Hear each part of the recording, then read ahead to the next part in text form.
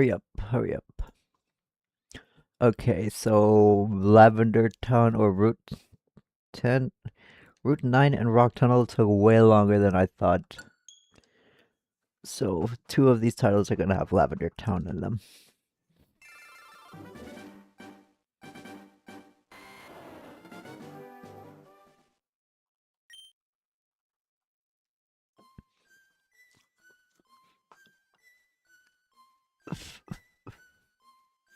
Oh crap, that's what I forgot to do. Pause the recording. I need to come up with a name for Butterfree. Oh wait, it was. Do I want? Hang on, is it a male?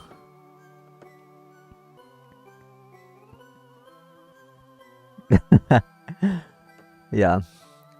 Okay.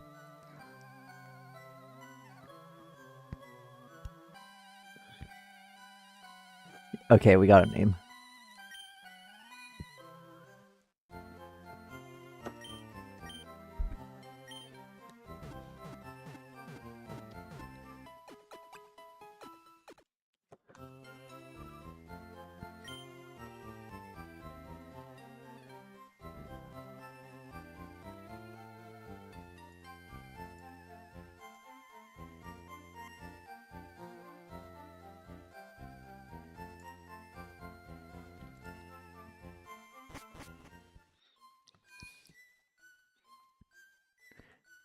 Hello everyone, this is Night Sky and welcome back to some more Pokemon LeafGreen.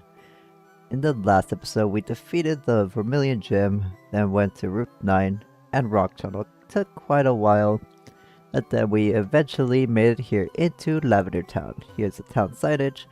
Lavender Town, the noble purple town. Now there isn't much to do here, we will be backtracking, but that doesn't mean there aren't a few interesting things we can explore. I already healed our Pokemon. Let's just start off with talking to some NPCs. Team Rocket will do anything for the sake of money. There's no job too dirty, no deed too heinous, no crime too wicked. Oh man. I saw Cubo's mother trying to escape from Team Rocket. She was killed, trying to get away. Oh no. You know how the Cubone species wear skulls, right? People would pay a lot for one. Oh man. Is Team Rocket trafficking Cubone and their skulls? There is media depicting the Cubone without the skulls on their head. The first thing in my notes is it this place? Oh yes, the Lavender Volunteer Pokemon House. Let's go in. That's odd, Mr. Fuji isn't here. Where'd he go? It's so warm. Pokemon are so nice to hug.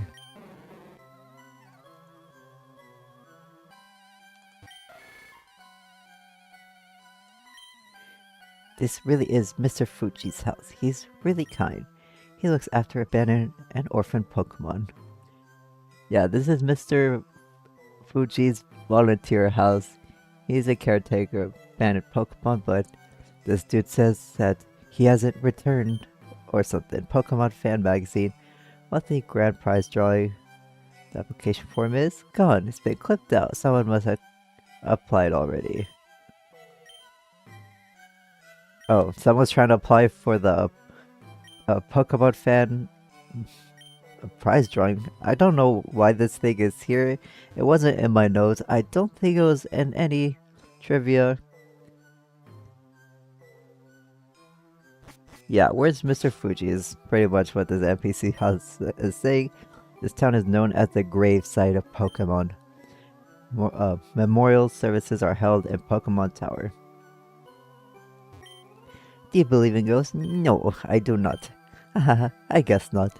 That white hand on your shoulder, I'm just imagining it. What? A white hand on my shoulder? But if you say yes, really, so there are believers. No, I actually am not superstitious. I think it would be fun to go to a haunted house, or actually, it might be crawling with venomous spiders. I don't want to be bit by a spider. Now for the left NPC house, it's right here. It's my notes set to go to it. These horrible rockets, they deserve no mercy. That poor Cubo's mother. It was killed trying to escape from Team Rocket. Yeah, apparently a lot of people have heard about. Is it this cube? I'm pretty sure it's this cube that they're talking about. Yeah, it was trying to escape from Team Rocket. Its mother was killed. Yeah, it gets into the darker side of what Team Rocket's willing to do. They're an evil Pokemon gang organization. For the right NPC house, probably most important house in this, we get some happy music, and this gentleman, it must be pretty special to have his own happy soundtrack in an otherwise depressing town. Who are you, bro? Hello, hello. I'm the official name raider. Yeah, we finally reached the name raider. Want me to rate the nicknames of your Pokemon? Yes. Which Pokemon's nickname shall I critique? Yeah, if you are the OT of a Pokemon and your SID also matches, if you are the OT of a Pokemon, you can re-nickname it. It can't just be your name and TID. There is an SID. Yeah, we get a happy soundtrack. If you are the original trainer or OT of a Pokemon, you can re-nickname it. It can't just be your name and trainer ID. There's a secret ID or SID you should check as well. We're gonna re-nickname Butterfree. I totally forgot. I already had a nickname planned for it. Would you like me to give it a nicer name? How about it? Yes. Your name is gonna be Butters. From South Park Butters. I just feel like if he was a Pokemon, he'd be this cute little Butterfree. So it is Butters. Now from now on, this Pokemon shall be known as Butters. It is better nicknamed than before. How fortunate for you. Yep. We have now nicknamed Butters, and Meowth is holding an item, the Chesto Berry. Very useful berry. Now, where else do we go? Oh, we can visit the Pokemon Mart just to the right. Don't know why I read it. We already read it once. How may I help you? We can finally buy Great Balls. And Revives. It's gonna be down here. Oh wait. Yeah, right here we can buy Revives. We can also buy Super Repels. It is the most cost-effective version of this item. But if you have access to infinite money in the post-game, you can just buy Max Repels. But until then, buy the Super Repels. What do I want to buy? I don't want to buy too much stuff. In fact, we're gonna not buy anything for now. How many, oh yeah, we can't buy regular repels anymore. Do I want to spend, yeah, let's buy 10 of these. It should be good for now, right? I don't want to buy too many because I do want to buy the TMs from the game corner. Super expensive, you'll see. Probably in this episode actually, or the next one. I'm searching for items that raise the stats of Pokemon. They're effective over the course of a single battle. The X items. Oh, he's asking, do you know where I can get them? I do. It's gonna be in the next major city. Do you buy some revives? They revive? Okay, yeah. You just tell us what they do. But for some reason, Game Freak likes putting NPCs explaining what items do after you're able to collect and use the items. Sometimes a trainer duo will challenge you with 2 Pokemon at the same time. You have to send out 2 Pokemon to battle 2. Yeah, he tells you about double battles, but there's only a few and they can only be initiated when trainers are side by sides, and not all trainers side by side will initiate them. Oh, it's a questionnaire. We can fill it out? What the heck is this? Oh no. I'm pretty sure this does something. I'm pretty sure this... I don't know if this is how you unlock the mystery gifts. I'll throw on screen what it does. All sorts of tools. Yeah, that's in every Pokemon. Like I said, there's nothing much to do here. What does my note say to do?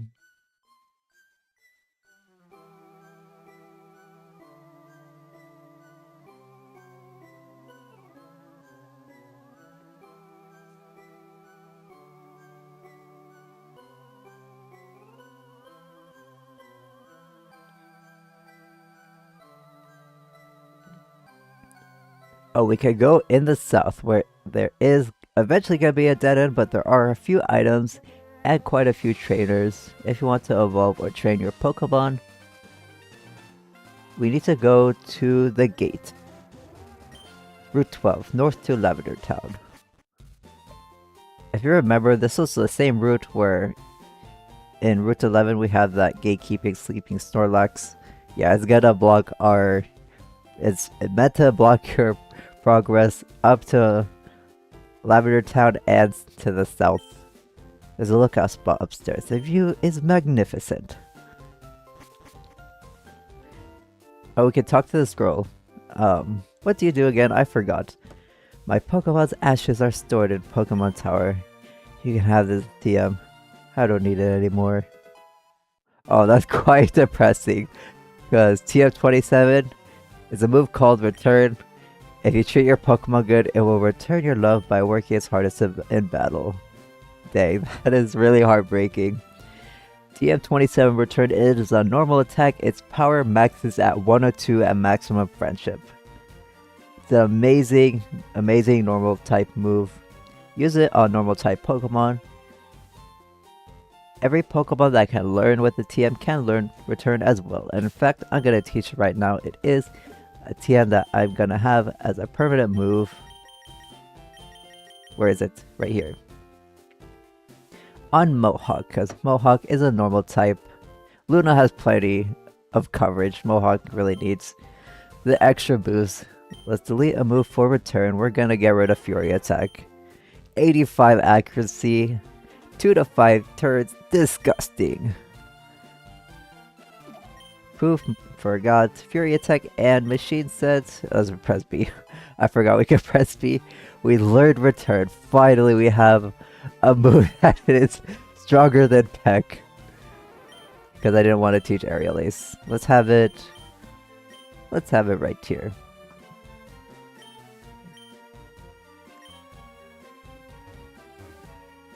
Oops, let's go downstairs and let's see what else is over here.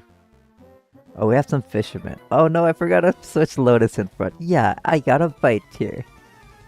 Hey, why don't you pay attention to your fishing session? Why are you looking back at me, bro? Yeah, there's gotta be a lot of water type traders, so if you have an electric or a grass type, very good spot to grind. Mohawk, actually, let's give Mohawk some screen time. We have a fancy new Return. Let's see how much damage it does.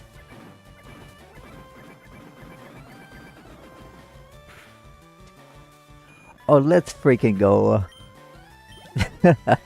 I'm pretty sure Peck would not have one-shot that thing. We could just spam Return. There's not much to think about here.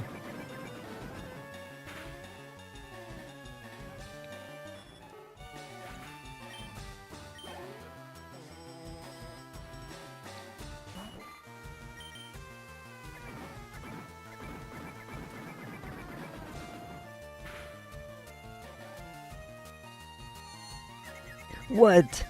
We got confused. Alright, let's go for it. It's 50%, come on. Yes.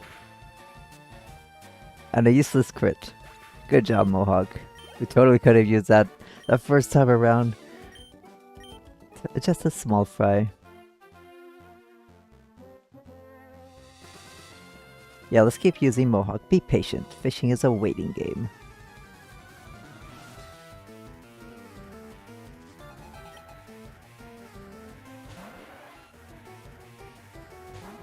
Oh, Tentacool is water poison type, so it is neutral to grass. That's why, even if you face water types with your grass type, it may not always be the best because Tentacool is a special tank. Unfortunately, Pursuit? No.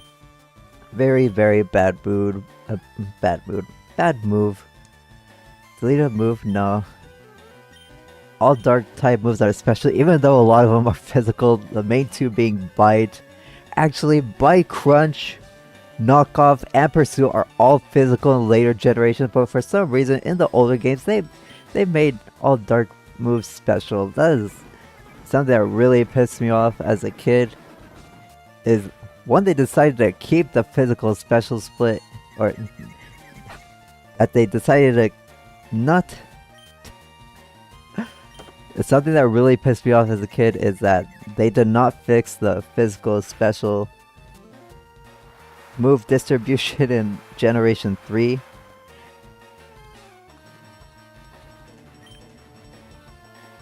And they had Ghost as physical, and for special they had Dark and Dragon, even though, yeah, the main moves are opposite of what you think the damage calculation would be. Like Shadow Ball calculated with physical attack. Who decided that, bro? The signature Ghost move Shadow Ball calculated with physical attack. The two signature Dark moves Bite and Crunch. There are normal moves in Gen 1 and Gen 2. They classified them as special. And Dragon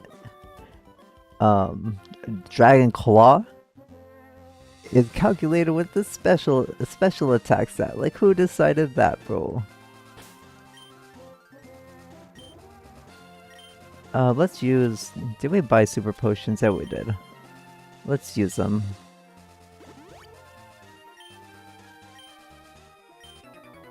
I don't know, just be renting.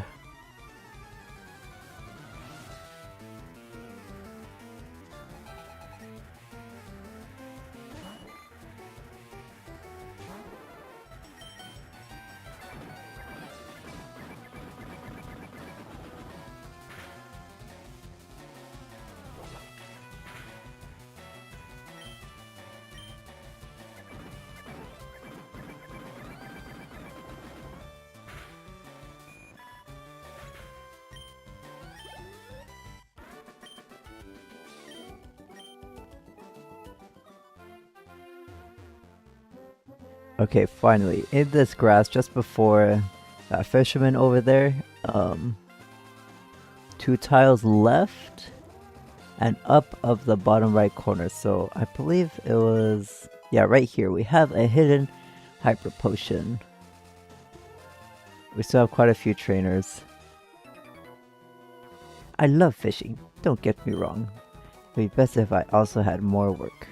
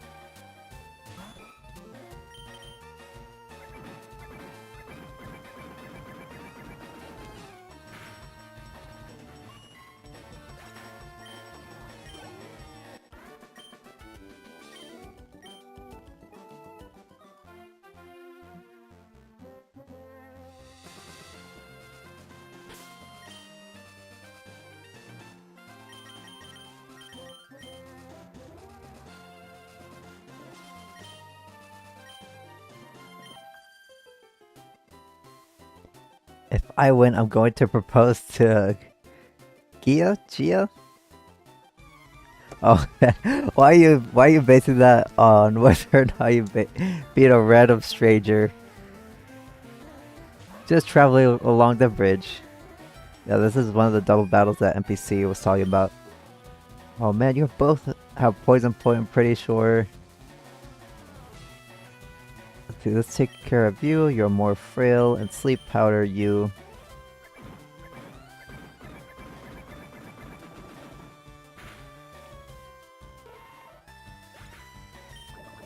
Oh man. Okay, nah, we should have a few antidotes, right?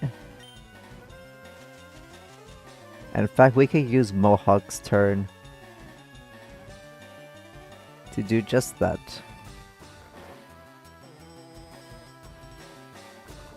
Let's use an antidote.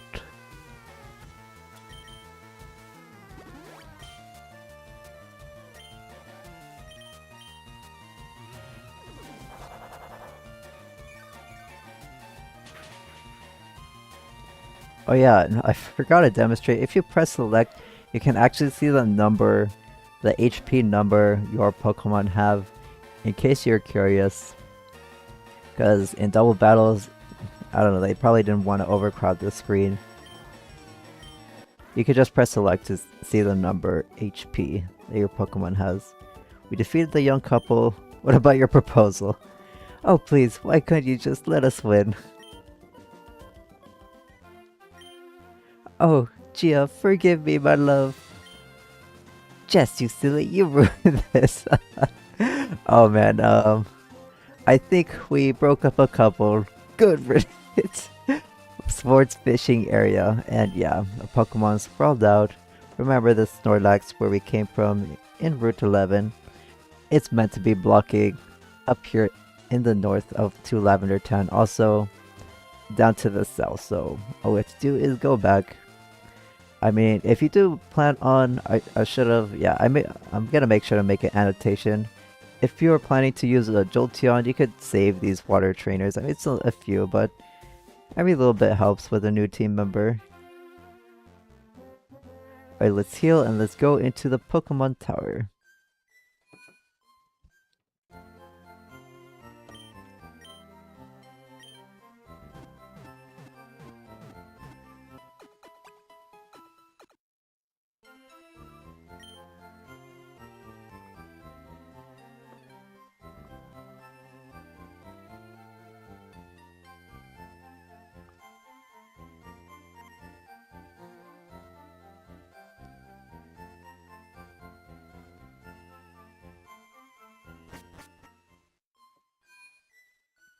Okay, actually, now that I think about it,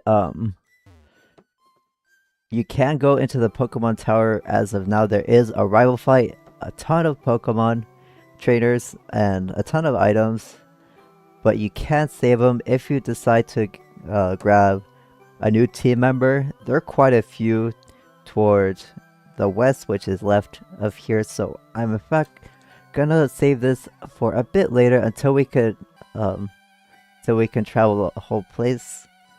Yeah, we're gonna skip it for now.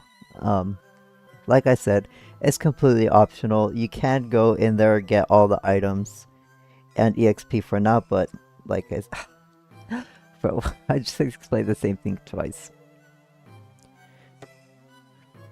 Now this place is completely optional right now. There are lots of traders, items, and a rival battle.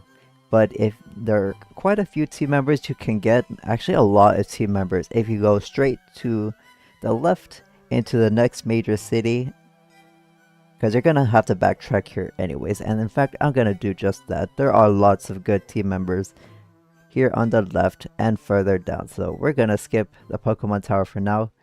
Here we are in Route 8. Past this trader. I just want to sneak past them just so I could show you the grass with the new Pokemon. What a cute, round, and fluffy Pokemon. Are you gonna have a Jigglypuff? No, please don't set it out. Okay, Clefairy is not as round as Jigglypuff. Thank goodness. It probably has Sing though. Hopefully we can one-shot you. Clefairy fainted. Sent out Clefairy, another one. Oh, what the heck? So you do not have Jigglypuff. A round, cute, fluffy Pokemon?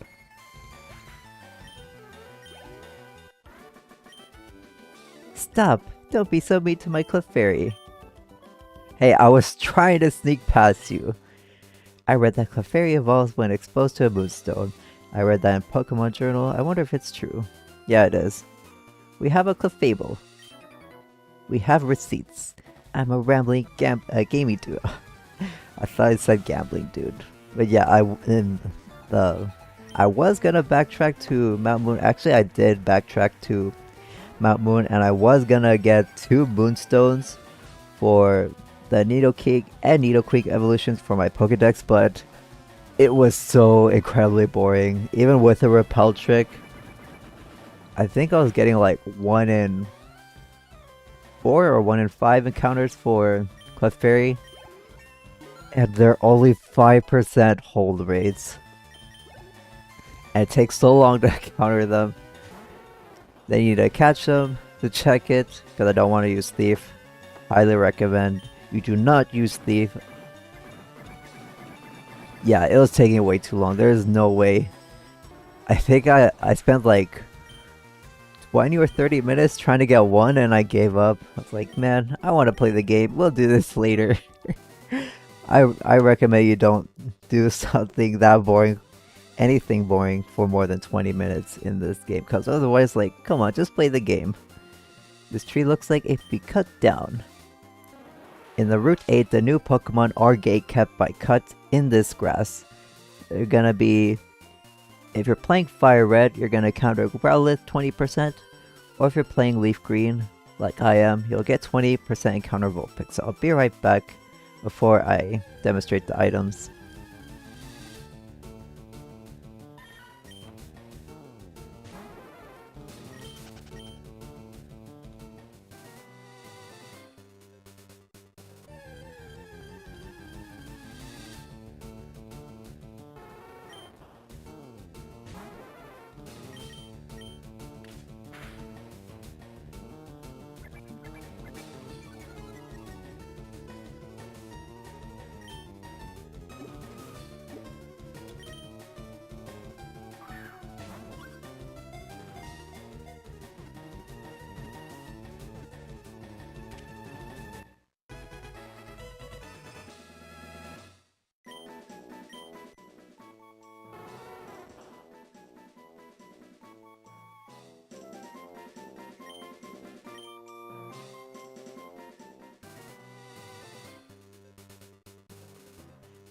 There we go. Now let's throw Repel, and I believe the only items are in this little grass. Yeah, it's 3 berries. And you'll see them all with the berry patch. The dark berry patches. We have a Lepa berry. Oh, that's one of my favorite berries. Return 10 power points to a depleted move. A Rossberry that heals burn. Lumberry that cures... Is it volatile or non-volatile? The sub status conditions. I consider the main status conditions like paralysis, burn, and all that to be just status conditions, and I consider the other ones sub status conditions, because the way Bulbapedia words it, it's confusing. Even in all my years of using Bulbapedia, I never memorized which ones are volatile and which ones are non-volatile, or even what the word volatile means. You should be informed. You need strategy to win at this. Oh no, are you gonna use cheesy evasion strats? What's your strategy? Super nerd? Oh no, it is gonna be evasion strat, but we do have Butters. Butters has Aerial Ace, and Grimer does have weaker physical attack, but we're just gonna Sleep Powder and Dream Eater you.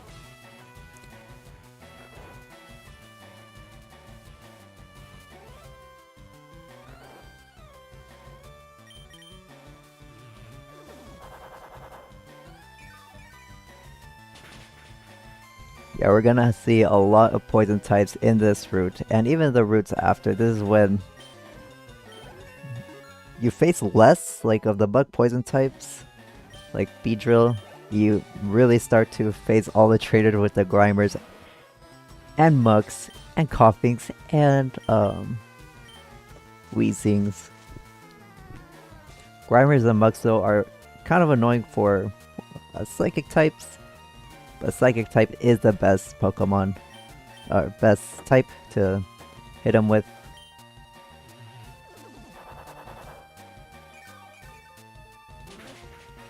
Ground types are nice, but like I said, like I keep saying, coughing and wheezing are common and they are immune to ground because of the levitate, so it is much better to just have something with a psychic move. Anything with a psychic move is great in Kanto.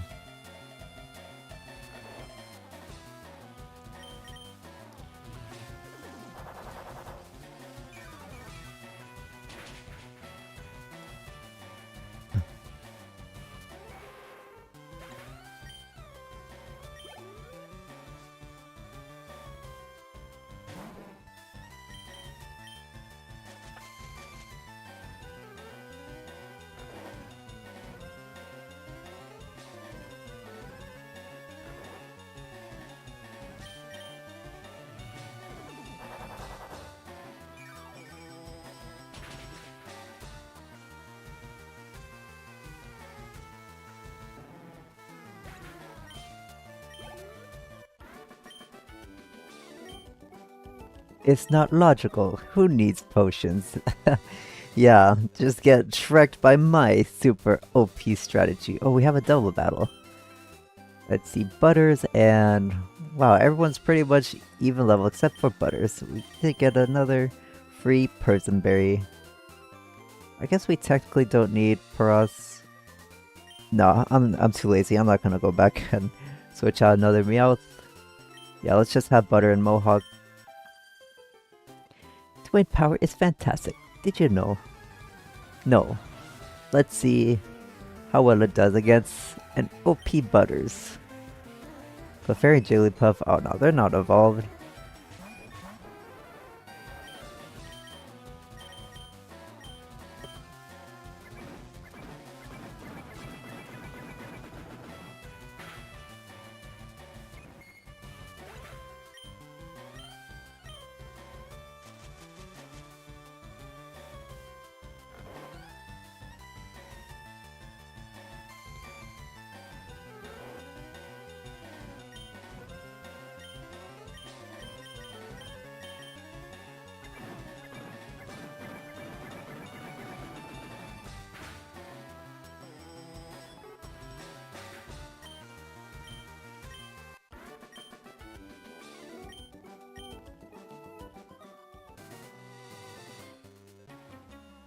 Oh, what the heck?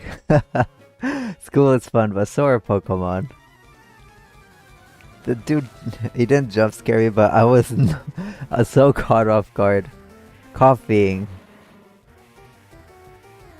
Go Butters, this is why I love having psychic moves. Oh no, we finally missed a sleep powder. That's okay. Sludge? That has a high chance of poison. I don't remember how high though. Let me search it up. Sludge. In Generation 1 is 40% chance of poison. Wow, what an interesting percentage. But in Gen 2 onwards it's 30.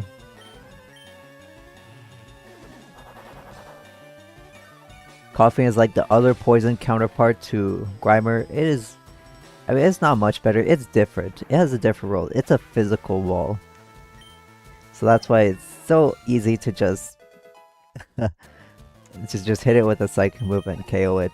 Or even any strong special attacker. You made it clear to me that I should stick with school. I mean, it's not for everyone. Some people can't handle it. Or maybe that they're better off doing something else. Another Chesto Berry? What the heck? Do you only pick up Chesto Berries? Do I still want... Yeah, let's just keep using Butters. Probably gonna speed this part of the video because there's just so many trainers. You can't skip all of these trainers if you want.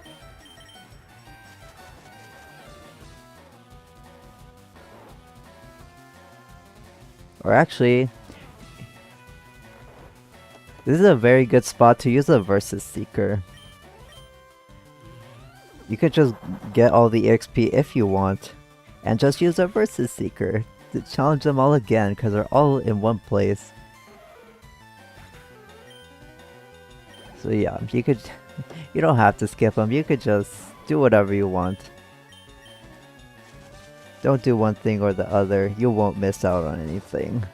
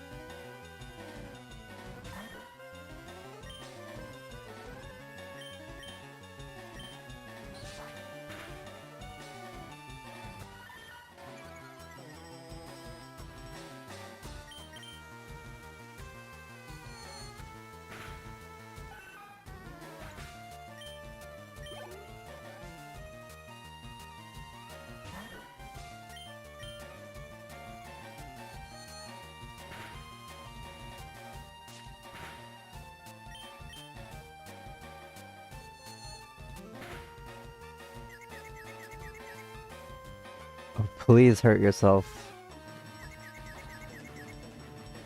Let's go.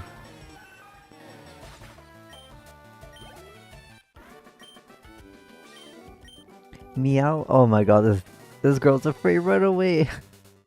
Actually, we need a heal.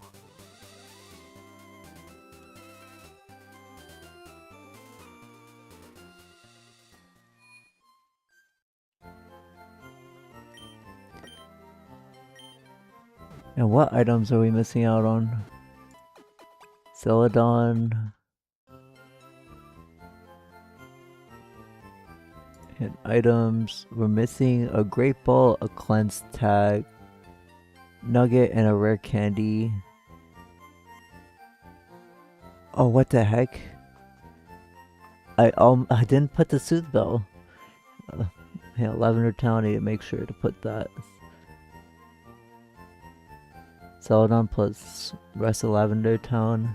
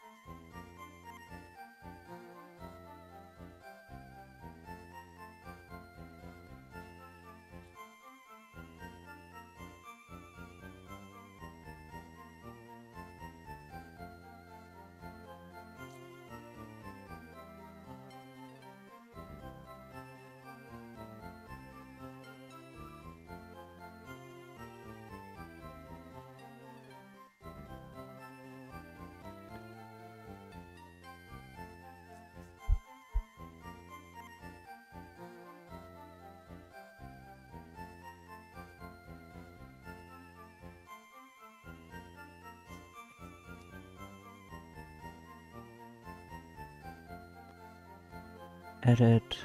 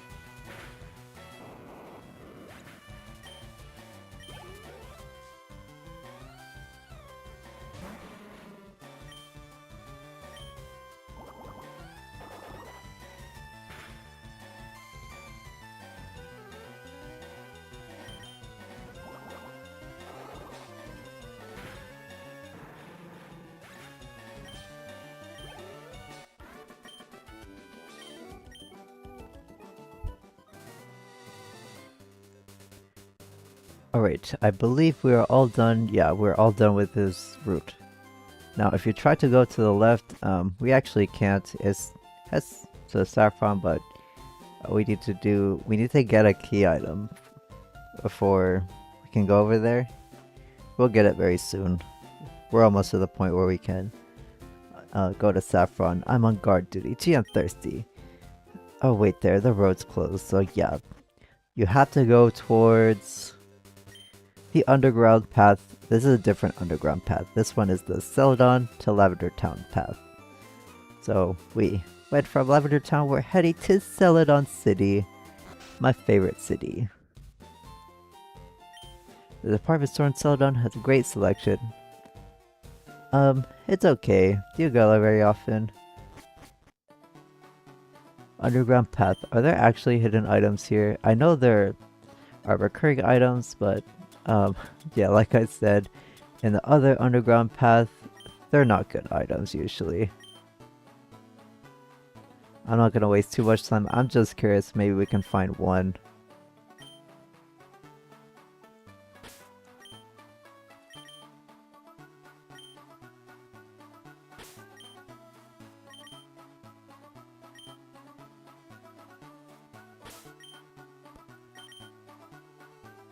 Okay, I don't know. Maybe we haven't activated the steps. Maybe they don't spawn here. I don't know. You shouldn't care about the items. I'm not gonna care. I heard a sleepy Pokemon appeared out near Celadon City too. First Route 12, now Celadon City. Someone needs to take care of this sleeping giant Pokemon. And it's not gonna be the main protagonist. I do too much around here. Oh, this is just the underground path from Celadon to Lavender. I'm sorry, I did not see which route this was. Oh, it's Route 7.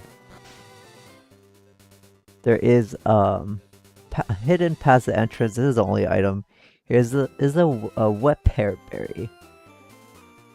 And let me just double check. I'm pretty sure there are no new Pokemon.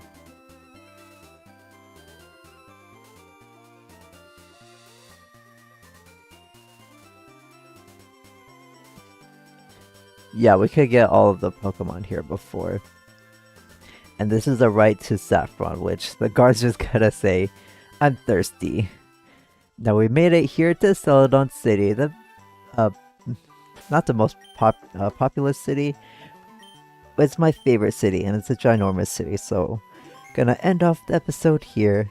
Thank you all for watching. In the next episode, we're gonna be exploring this whole city of Celadon, so I will see you in the next one.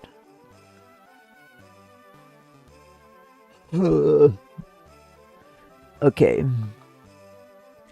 Celadon, how much is... Okay, how big is the script? Oh, wow, okay. Right to the game corner, explore mansion. Oh, in the mansion is where we can get it, okay.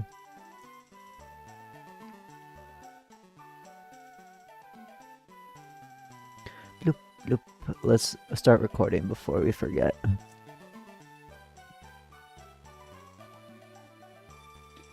Bloop, bloop, bloop, bloop, bloop, bloop, bloop. Hello everyone, this is Night Sky. Welcome back to some more Pokemon LeafGreen. In the last episode, we visited Lavender Town and the nickname, the Name Raider. Then we traveled south to Route 12 where there was a giant sleeping Pokemon blocking our progress to the south. Then we went left into, was it Route 6? I forget the route.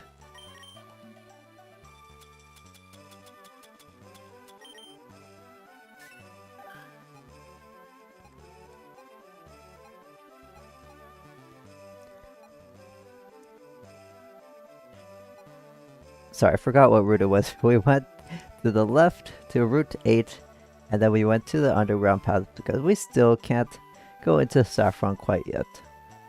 But we will in this episode. And today, we're gonna be exploring all of Celadon. It's a big city with lots of things to go over.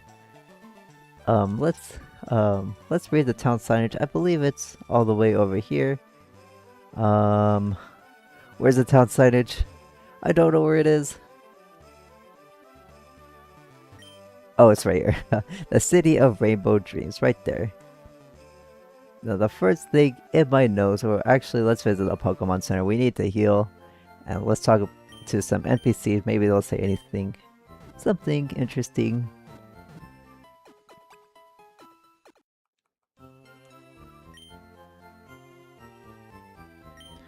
A Pokeflute awakens sleeping Pokemon.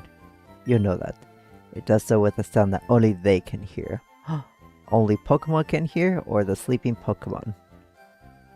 Sounds like a key item that we need to get, but we can't get it just quite yet. If I had a bike, I would go to Cycling Road. I rode here from Fuchsia. It's an uphill ride on Cycling Road, so I'm exhausted. Yeah, they're hinting about the Cycling Road, which is just to the left. We can't, or actually, I think we can. No, we can't. We need the Pokeflute. And why am I looking at the PC? We don't need to look at the PC. Yeah, they don't say anything too interesting, just some hints. Now, we need to go to the top left behind the Pokemon Center. There's a visible item all the way over here. And I mean all the way. We have an ether. Now the next item is gonna be to the right of the game corner. We have to loop back towards the entrance. Go down here. It's going to be past this cuttable plant in the top right corner. We have a PP, a very valuable item. We should be using these in this episode. Pretty sure we'll be using them. In case you didn't know, or maybe this is the first time we're picking it up without pickup, PP-ups increase the base power point of a move by 1/5 of its max, up to 3 times. Use this on powerful and accurate 10/5 power point moves like Ice Beam and Giga Drain. Oh, and that's all we can grab for now. We need to do some exploring now. Trainer tips. X accuracy boosts the accuracy of techniques. Dire hit jacks up the likelihood of critical hits. Get your items at the Celadon department store. It's an advertisement. Unfortunately, X accuracy aren't that good, because a lot of the legendary Pokemon, they have agilities and they'll just outspeed your sleeper Pokemon that inflicts sleep and probably KOs them, which then you need to use another X accuracy after you revive them. What are you doing here? You're blocking over there. Arg! Oh, I scalded my tongue. This nice old lady in the mansion gave me some tea, but it was boiling hot. Gotta cool it to drink it. Right here, the Celadon mansion. And that is a hint to the key item we're gonna get. Oh, it's a Clefairy. Are you the old lady? You shouldn't spend all your money on drinks. Try this instead. She gives us some free tea. Nothing beats the thirst like some hot tea. It really is the best. Oh, let's check it out before we give it away. An aromatic tea. How do you pronounce that word? A tea prepared by an old lady. It will slake even the worst thirst. Yeah, this is the key items the thirsty guards need to be bribed to get to Saffron. And in fact, we're gonna go there straight away. This is why I wanted to get here right after we grab the items. Let's go to the right, because there is just one item we can get there, but it's an item that you really, really want. Trust me. So here in Route 7, we go past the gate. Oh, that tea, it looks awfully tasty. Huh? I can have this treat? Gee, thanks. Look. Go. If you want to go to Saffron City, you can go on through. I'll share this tea with other guards. And with a simple bribe like that with drinks, you can go past the gatekeepers of Saffron City. And like I said, there's only one thing that we're here for. There are some Team Rocket grunts. a lot of them here. Looks like they're doing something mischievous. Mr. Psychic's house. This is where you want to go to. Wait, don't say a word. You wanted this. How'd you know? Indeed. We get TN29 Psychic. It's an attack that may also lower the target's special stats. Yeah, it's a 90 base power Psychic move. It has a 10% chance to lower special defense. Psychic is the best type in Kanto. There are so many poison types used by bikers, bug catchers, and Team Rocket. If you ever use a Psychic Pokemon, especially a fast Psychic Pokemon, you know how easy they make the grindy routes in Kanto. It is so good. I recommend you have Psychic and even Psybeam in the same Pokemon in your move slots just for the extra power points. Now he says the special stats, it lowers the special stats. I believe they just forgot to mention that special attack and special defense were separated in Generation 2. In Generation 1, special attack and special defense were just one stat, called the special stat. Oh, actually there is one more thing I want to do here, but I recommend your Pokemon are in the mid 30s. I mean, we can do it because we have Butters and Mohawk, but you might not have something that can handle it. So we're gonna skip that for now until we actually properly explore Saffron. But we can visit the Pokemart. Is there anything interesting that we can buy here? Oh, we could buy Hyper Potions. They're really expensive. They restore 200 HP. Yeah, very overkill for our point of the game. And we can also buy full heals. These are the best healing items. It pretty much condenses all the other like status healing items into one. It heals all the status problem of one Pokemon, so no need to carry around antidotes, awakening, bird heals, and all that. Just use your full heals. A tad expensive, more expensive than what they are individually, but it's worth it just to clear your inventory. And we could also buy Max Repel, the upgraded version of the Super Repel. Little less cost effective, but if you have infinite money, you don't care how much they cost. We're not gonna buy anything because I really want to save my money. Alright, that's it for now for Saffron. If you want to buy those things, you can. Do I have the bike registered? Yes, we do. We never get to use it because it's pretty much the same speed as running. Let's go back to Celadon.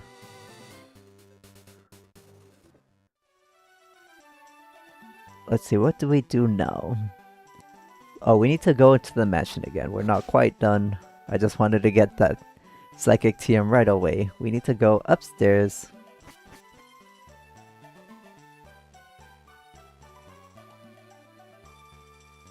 Was it right here? No. Can we interact with this? No. We need to go up one more floor. Game Freak meeting room. Game Freak? Those are the people who make this game. And what is this place? The development room. Is that right? I'm the game designer. Fill up your Pokedex is tough, but don't quit. When you finish, come tell me. Spoiler alert, it's nothing special. There's no shiny charm or anything. Those are Pokemon Black 2 and White 2 onwards. Me, I'm the programmer. I'm the graphic artist. I drew you. And who are you? I wrote the story. Isn't Erica cute? I like Misty a lot too. Oh, and Sabrina. I like her. Simp! This is the Game Freak offices. You can meet the in-game avatar of the Game Freak employees. Now the game designer, he asks us to fill up the Pokedex, but like I said, the reward isn't worth it. You get a little diploma and that is it. Now we need to go outside. Actually, we need to have a free party slot. I suggest you do have a free party slot.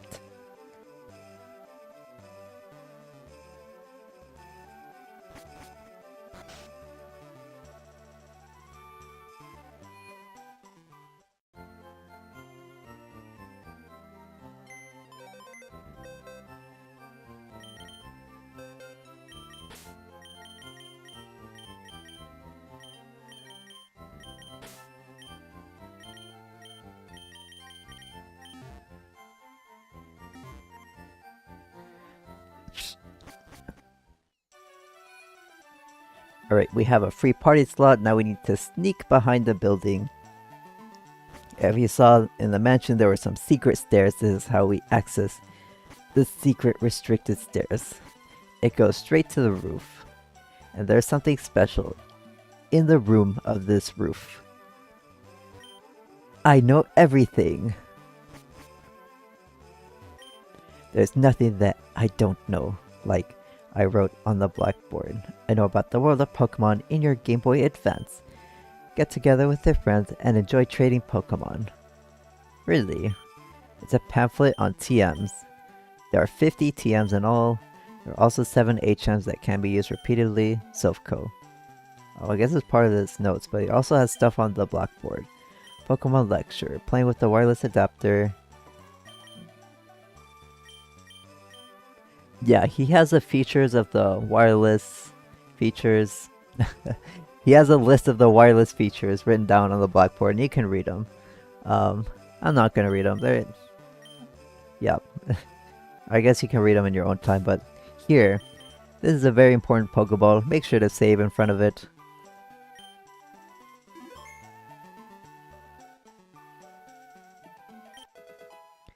Because it obtains an EV, a free EV. There's only one of these per save file, but you can breed much later.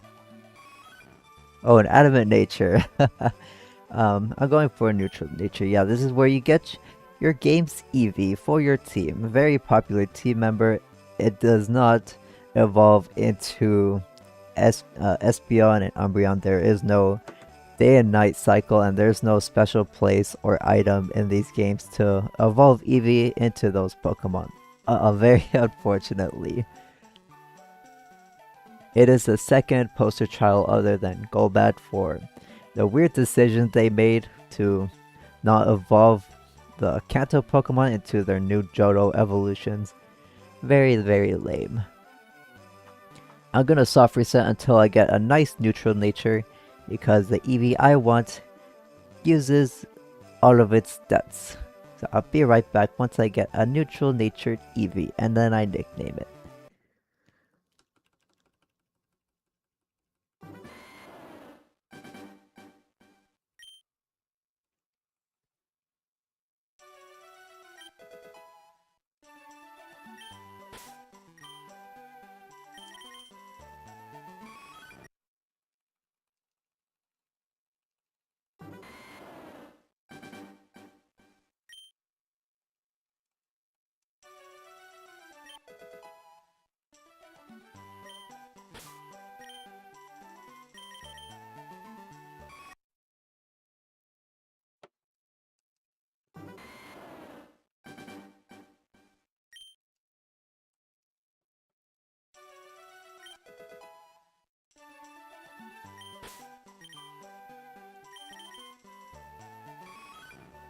Oh, modest.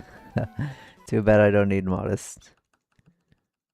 And adamant and modest, man. I'm sure some other playthroughers would be very happy to see that.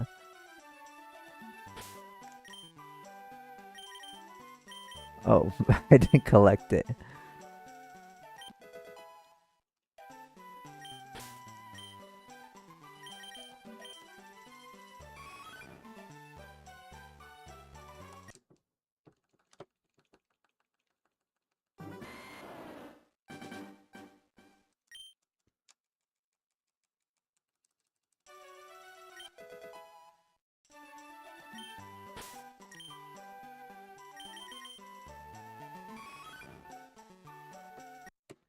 There we go. Macro setup.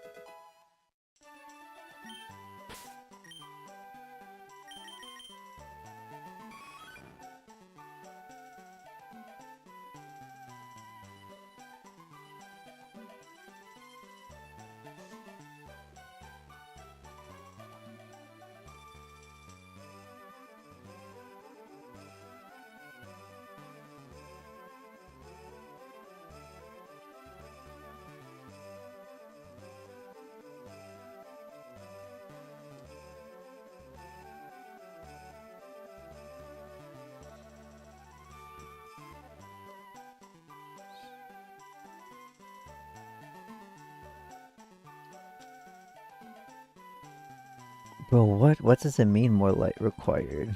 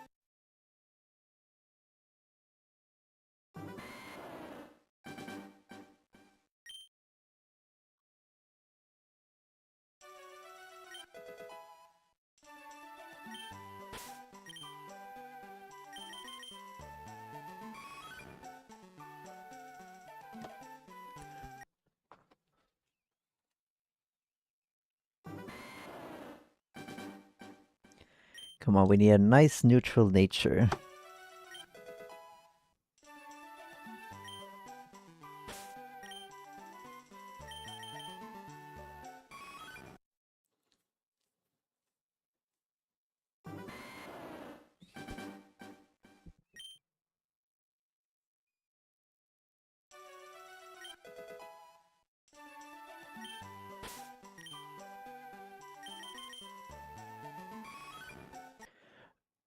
Am I hitting the same RNG frames? Bro, I swear FireRed and LeafGreen had normal RNG.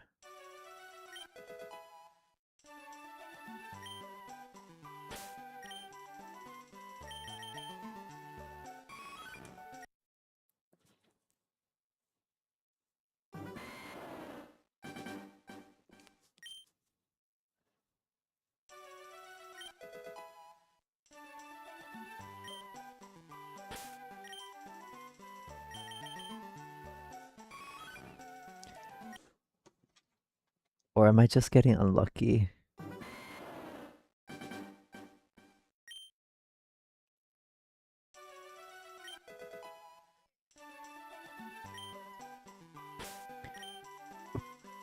Pocopia is a highly rated game?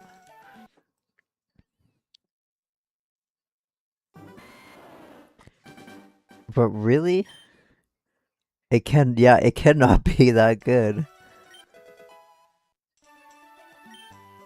Look, yeah, it looks like a boring farming Animal Crossing game.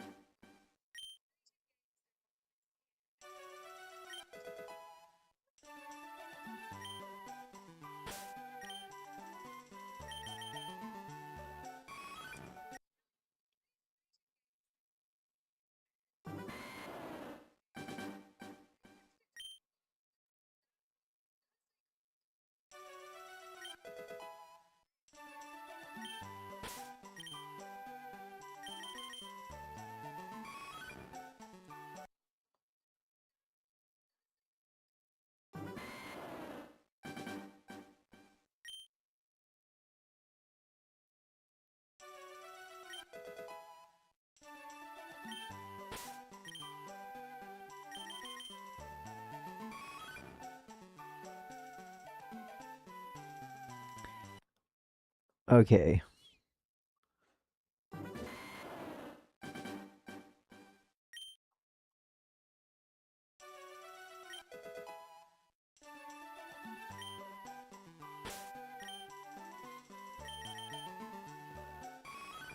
Oh, bashful nature. Let's go. We got a nice neutral nature. I'm not gonna care about the IVs. I really only care about the nature. Alrighty, now that we have our next team member, I'm gonna go nickname it. I'll be right back.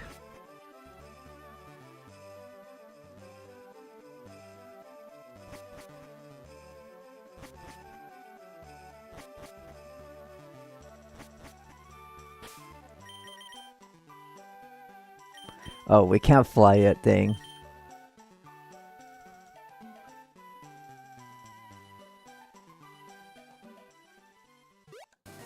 We have to go back. We have to go back.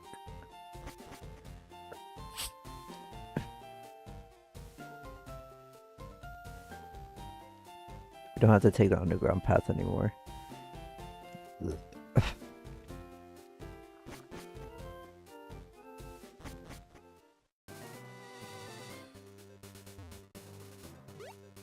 Oh, why did I go up here?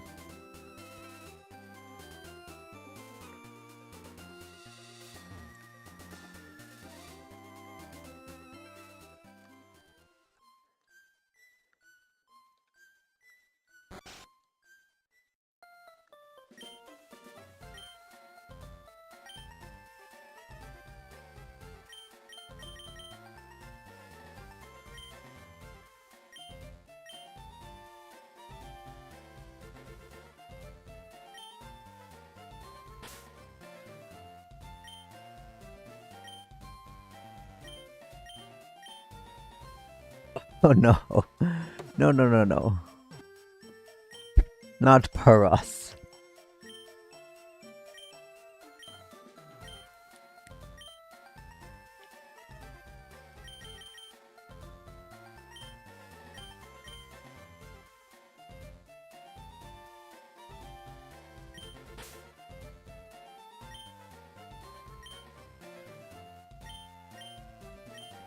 There we go. Your nickname is gonna be Kurama, and if you watch my Red Let's Play, you already know what I'm gonna evolve it into. Kurama. It's a better name than before, or if you're a Naruto fan.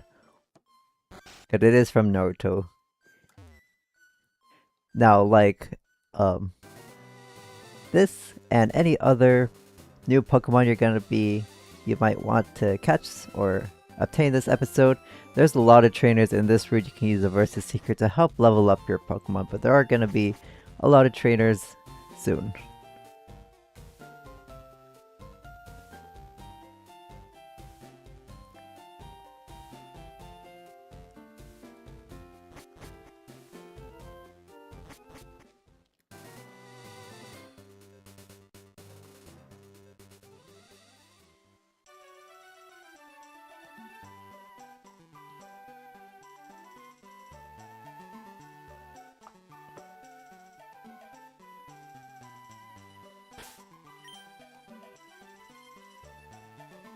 Alrighty, with Kurama on the team, we explored the mansion, both in the regular and the secret entrance. Now it's time to go to find what you need at the Celadon department store.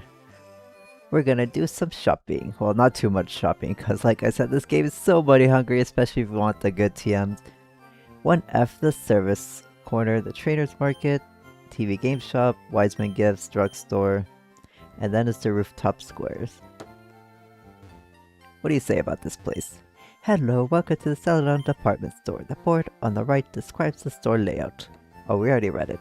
Well, I'm gonna tell you what each floor does. 1F, nothing special, it's just a reception floor. On 2F, it's going to be the TM and healing item store. How may I help you?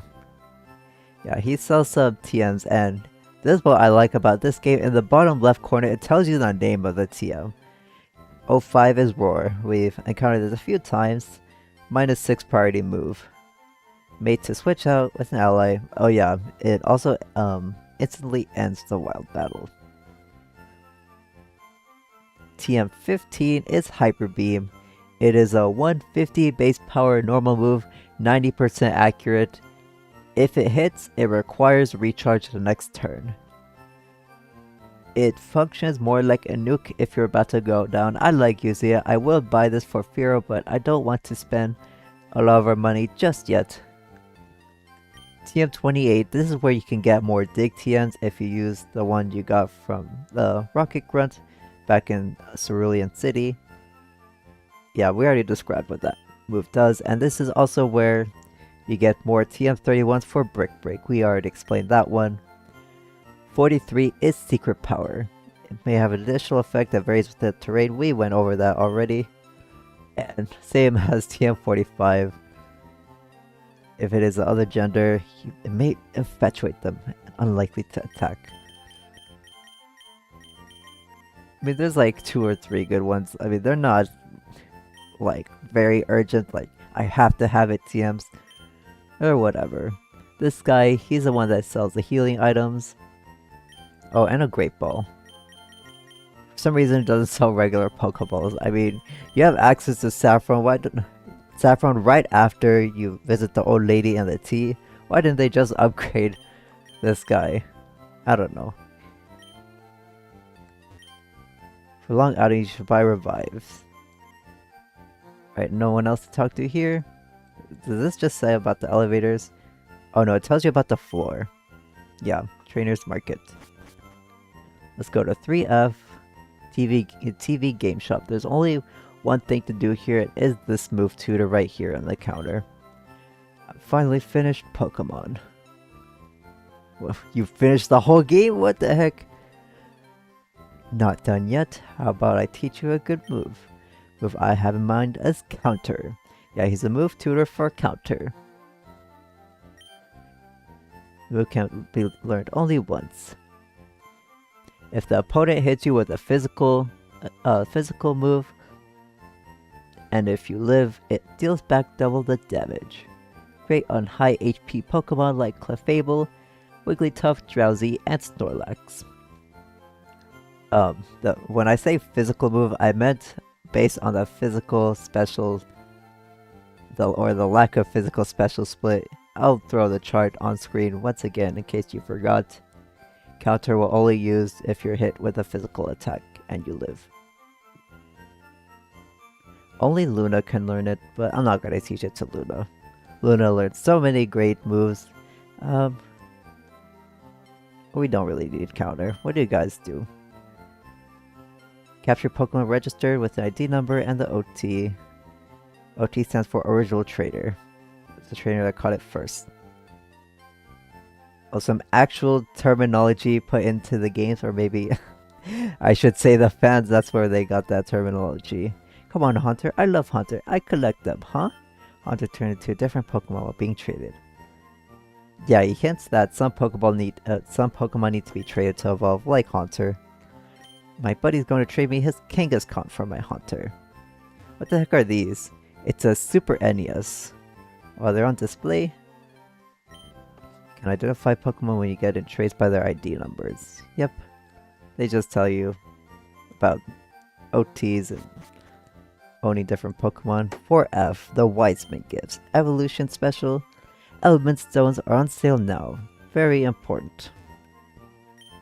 Getting a present for my girlfriend, I guess a Pokédoll would be it. It's a popular thing. How may I help you? Oh, this is a new item we can buy, the Pokédoll. It guarantees to flee even if the other wild Pokemon is faster, or even if it has Arena Trap, like Diglett and Dugtrio. But this is the stuff that you really want. You can buy the Evolution Stones here.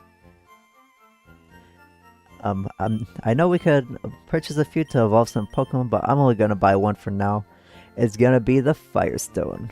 Peculiar stone that makes certain species of Pokemon evolve. Is colored orange. Let's buy one. Thank you. Thank you very much.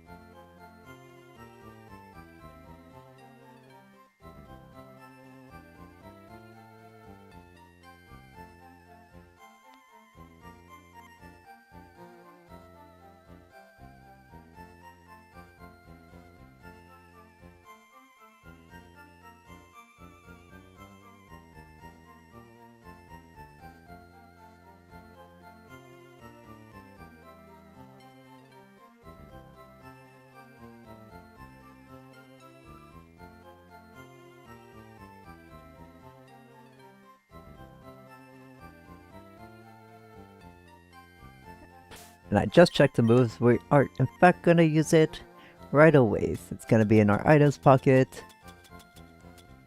Firestone, let's use it on Kurama. We're gonna evolve it right now. Firestone was used on Kurama. What? Kurama's evolving.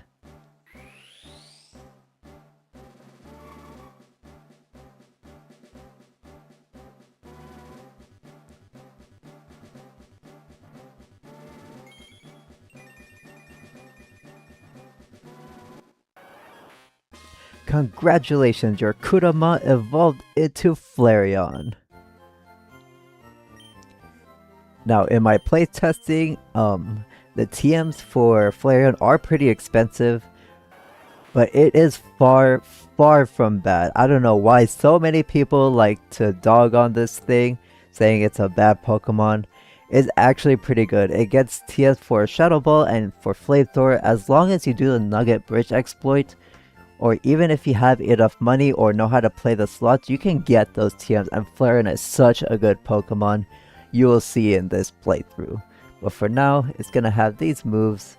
It will get Bite at level 30 just to help out a little bit against the Psychic types and the Ghost types. Like I said, that is why I did a few rounds of the Nugget Bridge exploit. We're gonna be actually buying the TM for Flamethrower, and you'll see why I say the TMs are pretty expensive in a bit. For now, let's go on to the next floor. 5F. The drugstore. This is the vitamins and X items floor. How may I help you? This is where you can buy all the vitamins. They're not worth buying for a casual playthrough. The vitamins raise the base effort values or EVs by 10, up to 100 EVs. Every 4 effort values increase the base stat of your Pokemon by 1. Feed them accordingly to your Pokemon stat strength. Or you could sell them, totally up to you. They're pretty good selling items as well.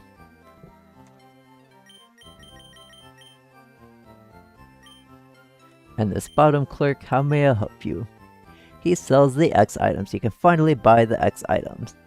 They are bag items that instantly increase its corresponding stat by 1 stage. I like using them on legendaries. You can also use them for other boss fights. The special one, this one, the Guardian Spec, it's a little different. It prevents stat drops from the enemy for 5 turns. And the Dire Hit, it increases the critical hit stage by 1.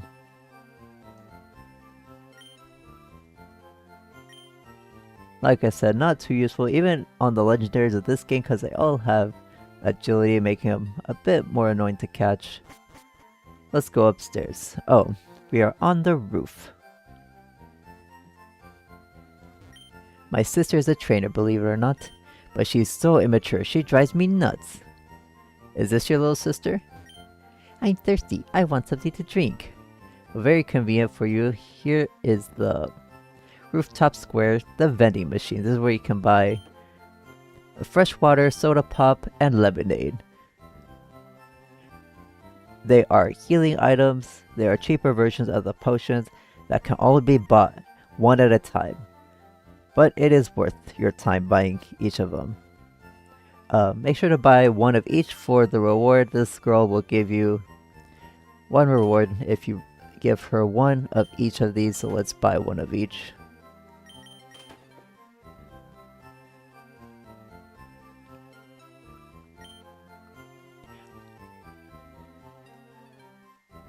I'm thirsty. I want something to drink. Let's give her which drink? For fresh water, thank you. You could have this for me. She'll give you TM16. Contains light screen. It the move that weakens the power of special attacks by your foe. Yeah, it halves the damage of special attacks for 5 turns. Pretty okay move. And if you give her the soda pop, TM20 for safeguard, it prevents your opponent from inflicting status for 5 turns. And for the last one, the Lemonade. TM33 contains Reflect, is the physical version of Light Screen.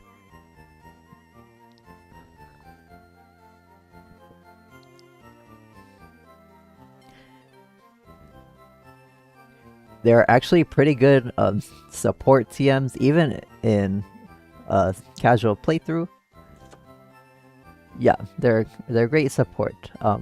Sadly, not too many Pokemon in Kanto can make use of one or even dual screens, so they're kind of whatever in these games. Oh, let's stock up on lemonades. I suggest you buy like 20 or 25. 20 will probably be enough. Let me turn on Turbo 8 on my controller. Oh wait, no, I can't turn on Turbo 8. I'll just press the freshwater. Oh well.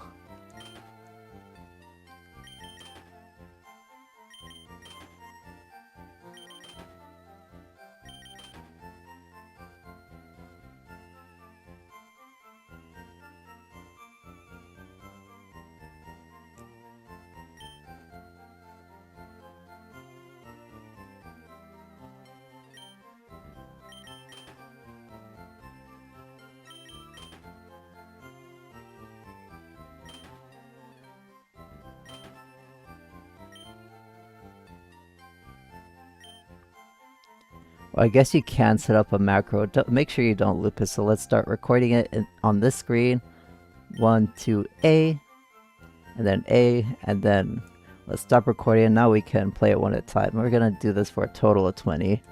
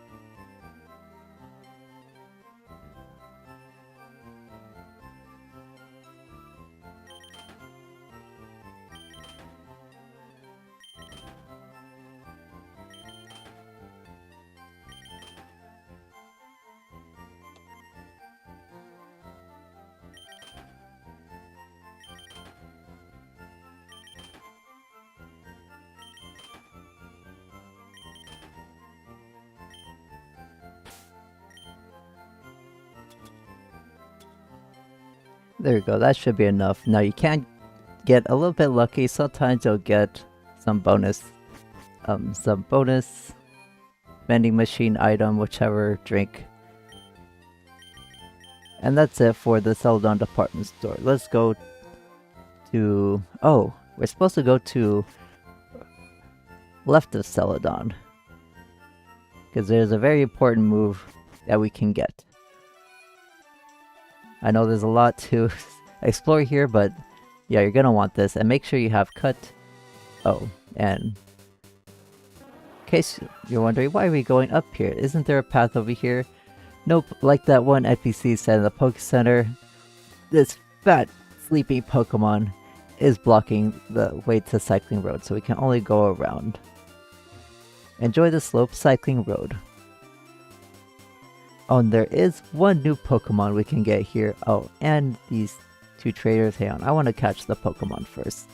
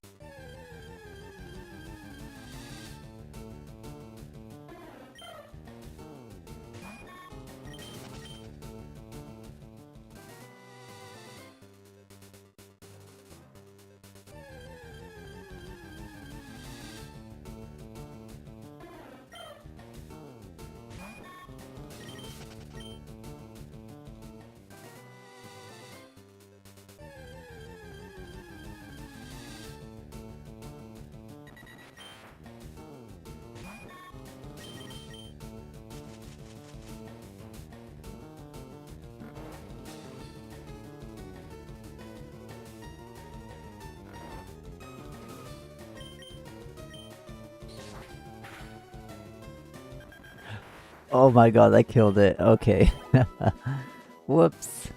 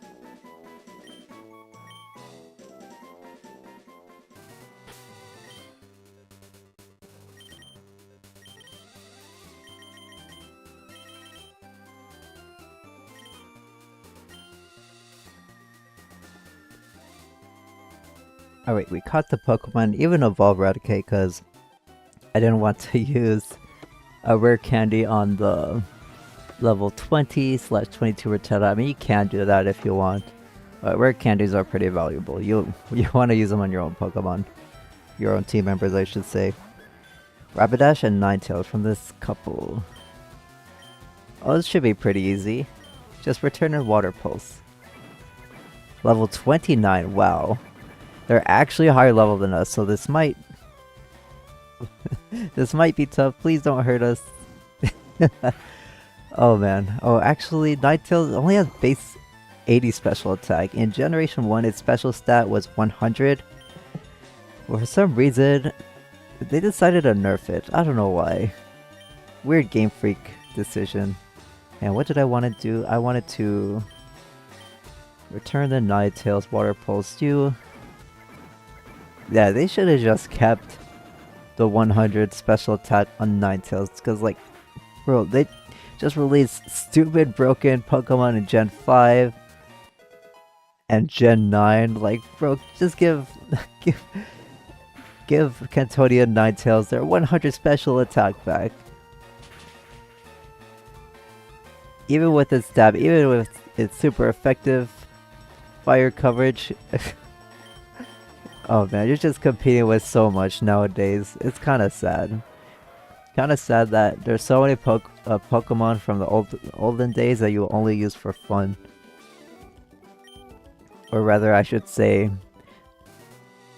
they're harder to use. That's what I should say. They're the only two traders we can get that we can defeat for now. How'd you get it? Good effort. We just used Cut. We've had access to it for a while. But this is the house that I wanted you to get to if you have Cut here in Route 16. This is called like the secret house. Talk to this NPC girl right here. Oh dear, you found my secret retreat. Please don't tell anyone I'm here. Or yeah, please don't tell anyone I'm here. I'll make it up to you with this. She gives us HMO2. Or Fly. It's a wonderfully convenient move. And if you remember Lieutenant Surge, the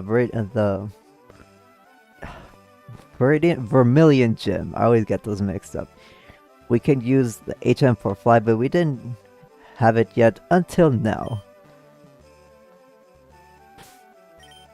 Let's check it out in our bag because we're gonna use it right away. HMO2 for Fly. It is a 70 base power. Flying attack is a 2-turn semi-invulnerable move. Have it on your flyer. We're gonna use it right now. On Mohawk, we can finally have something, a flying move that isn't Peck. We're gonna get rid of Growler Leer. We're gonna get rid of Leer. Because if you're just gonna lower something special, if you're gonna lower something's defense, I should say, you may as well keep attacking and just hope for a crit. That's why I don't like the defense debuffing moves. Unless it's against a legendary, maybe, that has recover or something. But yeah, we have Fly now. And I guess this is her flyer. What is her flyer? Oh, it's a Fearow. Oh, this is the overworld sprite for Fearow. It looks like a very fluffy Pidgey. Alright, let's go back to Celadon.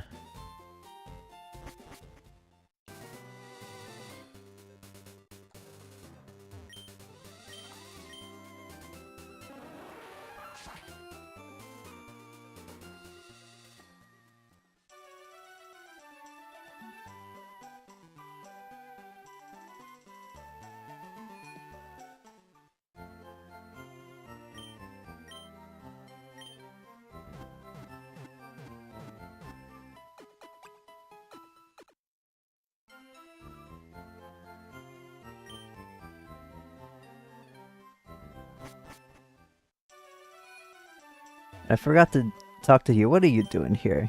Keep out of T-Rocket's way. Okay then, screw you. This is my trusted pal, Poliwrath. It evolved from a Poliwhirl when I used a Water Stone.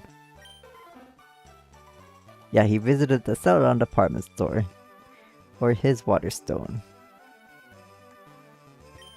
Celadon takes pride in its efforts to keep the city beautiful. That's why the new game corner is bad for the city's image. Oh no. What do you say? I got my coffee in Cinnabar. It's usually nice, but it breathes poison when it's angry. What the heck? They're trying to keep this city all nice and they have a sketchy game corner and this girl with an angry coughing polluting the air. Oh man.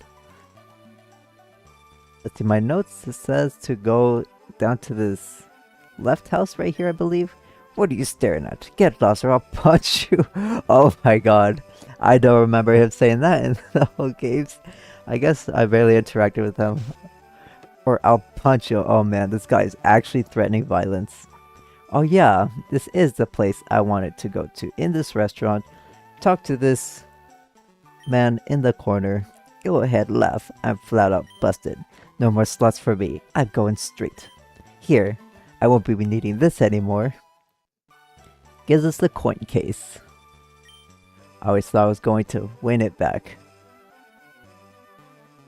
It gives us a coin case. It's a key item. It's gonna be used in the game corner. We'll visit it in just a bit. Oh, what'd you order? Oh, that smells tasty. It might get the stomach growling. Psst, there's a basement under the game corner right here. Oh man, you're spoiling it. I was actually gonna say don't visit the rumored basement in the game corner. Don't visit. Don't even try to. Because we're gonna save it for... We're gonna save it after some stuff. My Pokemon are weak, so I often have to go to the drugstore. Munch, the man at the table lost it all at the slots. Yeah, and he's gonna hand off his gambling addiction to us so he could quit. Hi, sorry, but we're taking a break right now. Aw man, I can't order anything, but I have some money. I was saving it, but maybe, I don't know, that NPC's meal, it got the stomach growling. What the heck? 2 Team Rocket grunts and an old man. Are they holding you hostage, Mr. Old Man? Hehehe. The slot's just reeling the dough big time. Oh man, you sound sketchy. Chief, we just shipped 2,000 more Pokemon as slot prizes again today. Don't touch the poster at the gate corner. There's no secret switch behind it. Yeah, this is the owner of the game corner, the sketchy Rocket game corner. Anything in this house? I believe there's nothing. Pokemon? No, this is a hotel for people. We're full up, unfortunately.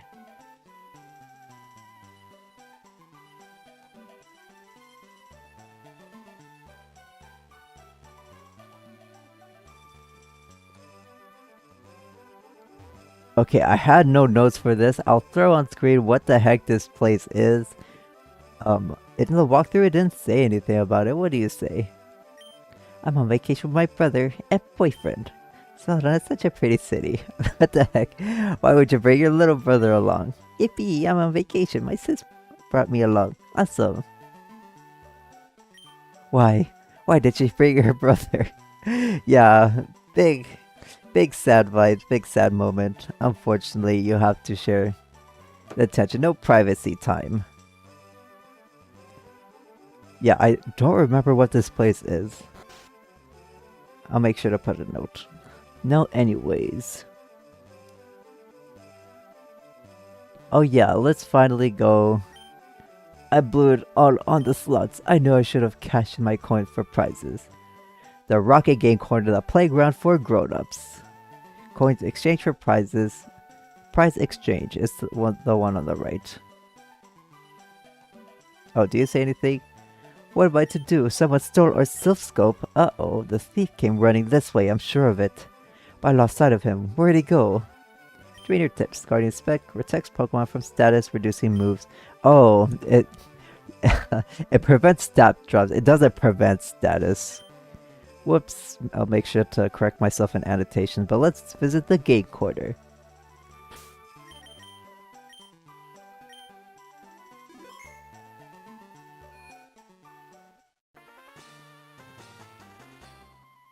Here we are in the game corner. Now before we talk about it, I want to go to the bottom right of this building. There's a cool little gadget here.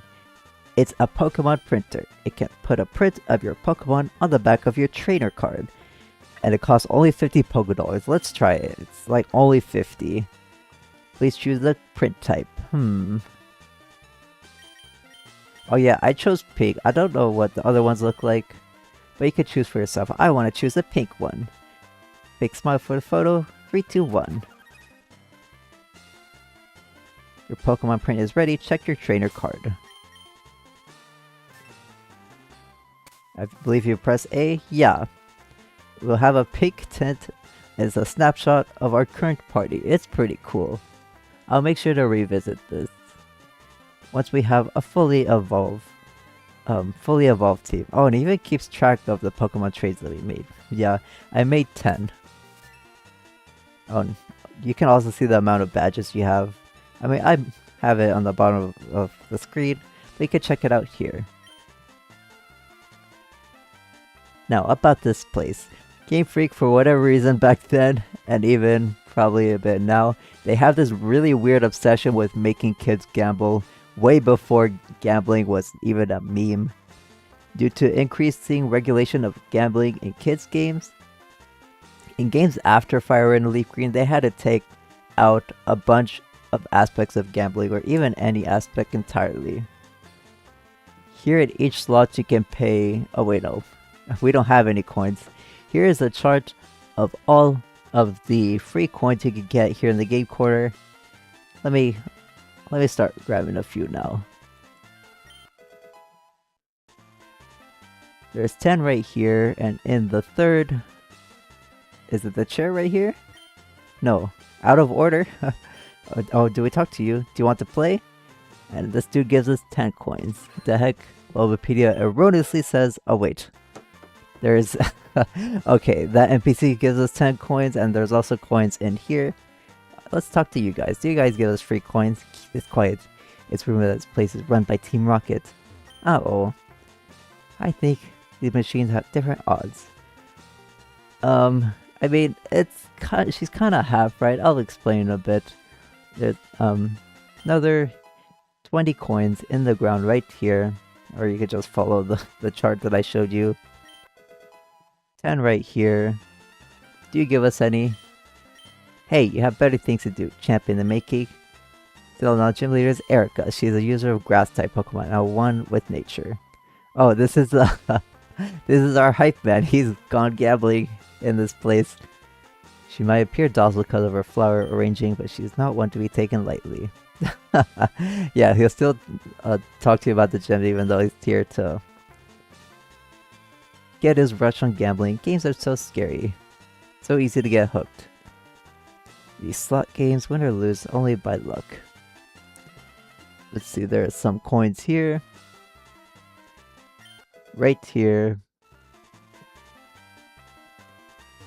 Do you give us any? Want some coins? Yes, thank you, Rule. There's some right here. Right here, and does this gentleman give you any?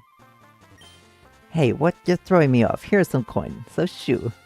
This guy bribes us.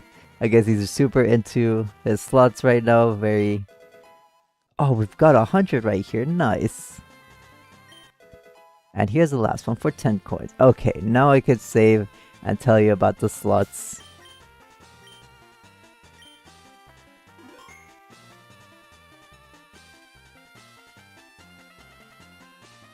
So if we go into one of the slots, we can press A to play, or you can press B to exit. If you're playing FireRed, the slots would be red, and LeafGreen, it'll be green. You can pay 1, 2, or 3 coins to play the slot machines. The more you pay, the more chances of potential payout you can have shown by the lines. If you press left on the D-pad, you can see a chart of the payouts. Or right on the D-pad, I should say. Here's what they are. And press left to put it away.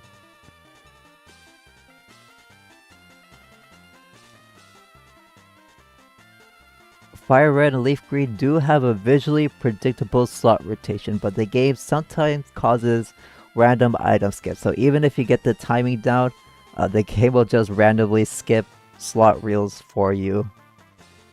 But by using a metronome, we can semi-reliably get the 300 coins for 777s every 5 to 10 tries, but if you get the timing down, as long as you're counting for luck, you can get it in under 5 attempts. Special thanks to Makey Might on YouTube for coming up with the strat that I'm about to show you here.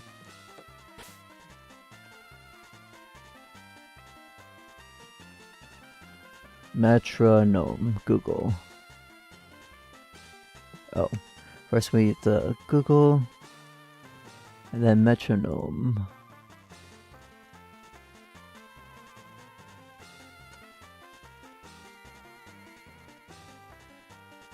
Sources, browser, yeah, oh wait, not OBS source, what the heck? Did I choose the right thing? Oh, it's window, I believe it's a window capture. Yeah, metronome.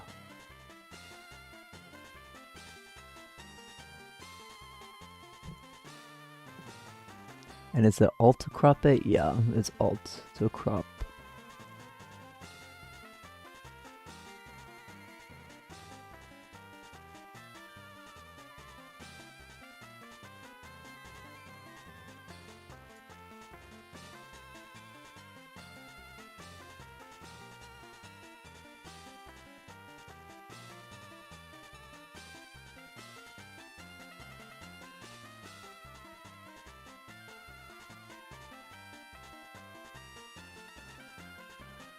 Oh, the top left, I believe, is going to be the best.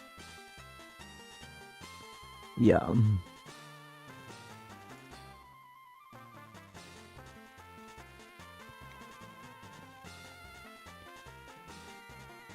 So all you have to do, okay, for the slots, just go ahead. I have in the bottom.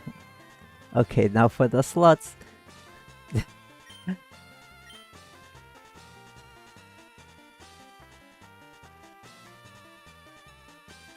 Okay, now I can show you the actual strat. In the top left, I have it on screen. You're gonna want to Google metronome, and in the results, set the beats per minute to 110. And now in the slot machines, I suggest doing 2. You can do 3 if you want to.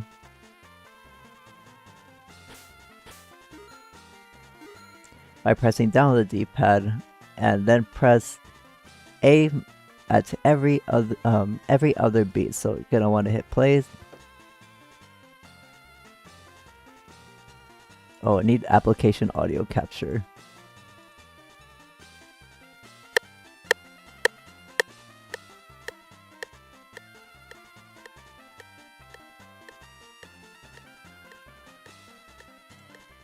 So it's gonna go A beat, A beat, A beat, A. So you can see, it was a little jank, but if you get the timing right, you can get 777 semi-consistently. Remember, the game sometimes forces you to skip reels. Now this is very important. After every single attempt, you're going to want to back out, press B and quit playing, and then re-enter the slot machine. This resets the reels back to their default location because it's always going to look like this when you enter them.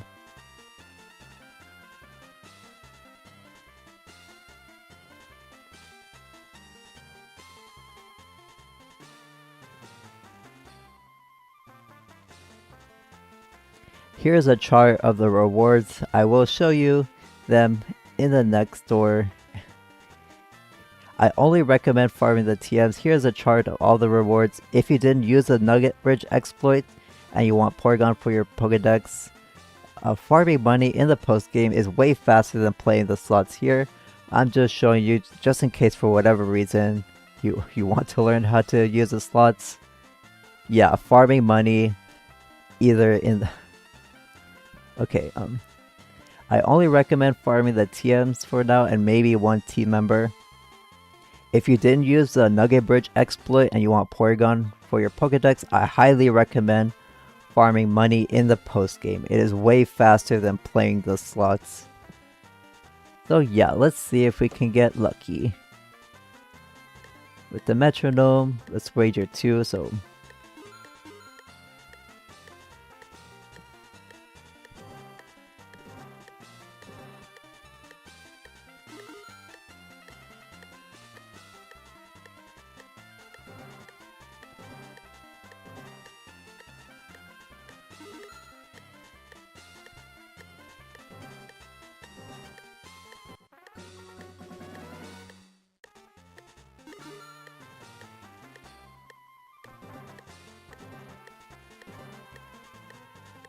Yeah, sometimes you could visually see or even listen to when the game skips the reels for you. It's kind of annoying. It would have made farming so much easier, but no.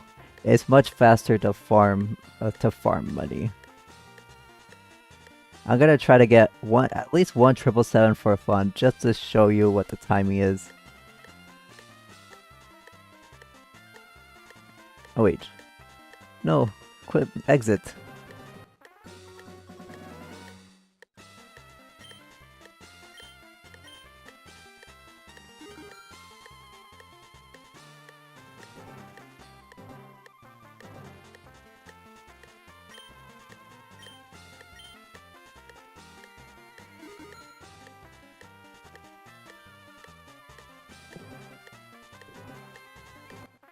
Oh man.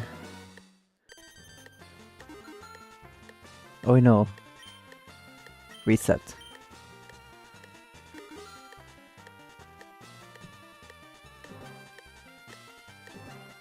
Oh man, the game skipped it for me.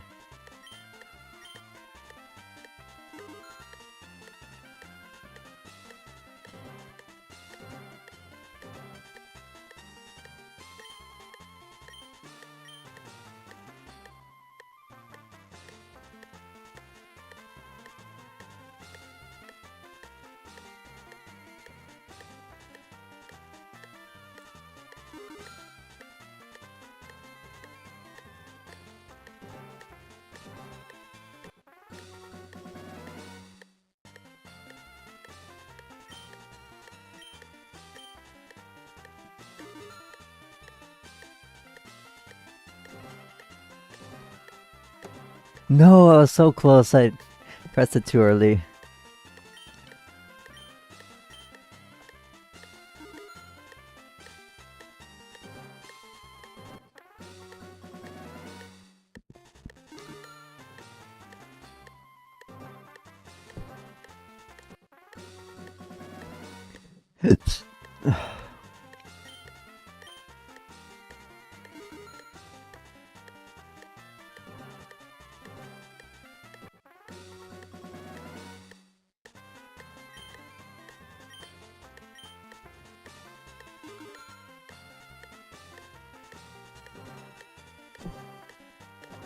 No, it skipped that time, bro. And also I was late. I was late and it skipped it.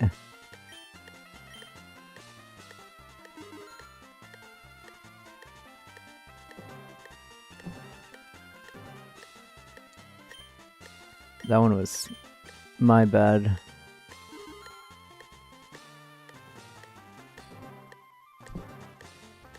No, we were so close. I was just barely too late. That was my bad.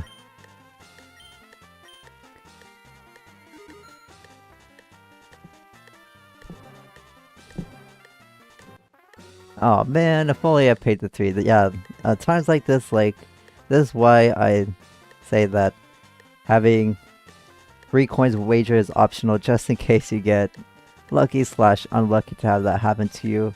Just make sure if you want to do that, wager 3 coins. This is how you start the sequence. You press down on the D-pad, because once you wager your 3rd coin, it's automatic, so down, beat, A, beat, A, beat, A.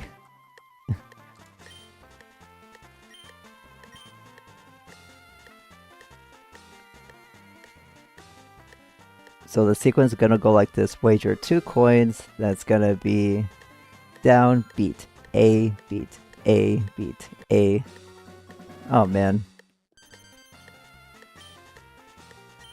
So if you want to wager 3 coins back out, wager 2 coins by pressing down, the sequence is gonna go down, beat, A, beat, A, beat, A. Oh man, we could have gone it that time. I think I was just a tiny bit too early.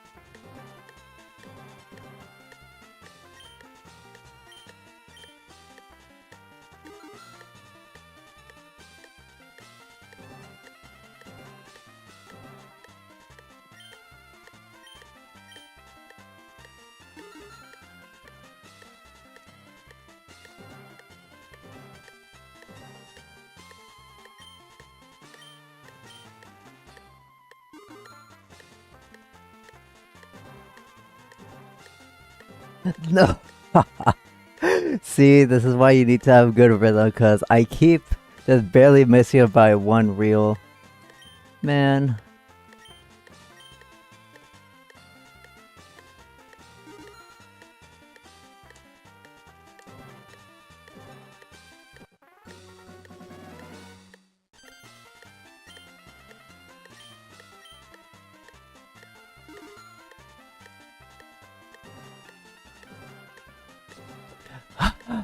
I knew I was too early, bro. I was impatient. I didn't want to be late.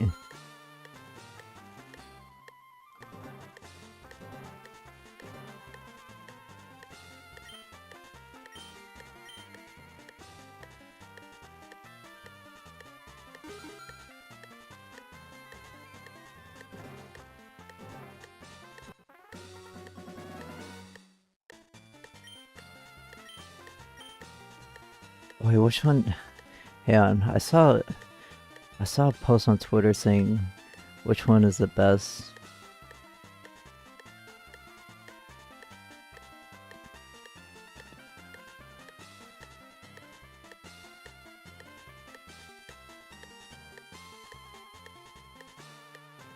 Oh my god, where is it? No, I swear I saved or I like it or something. Oh my god, it's literally a Twitter post. Why did I screenshot? Please tell me. I screenshotted it. Oh my god, bro. It literally had a post claiming there was a best best slot to use.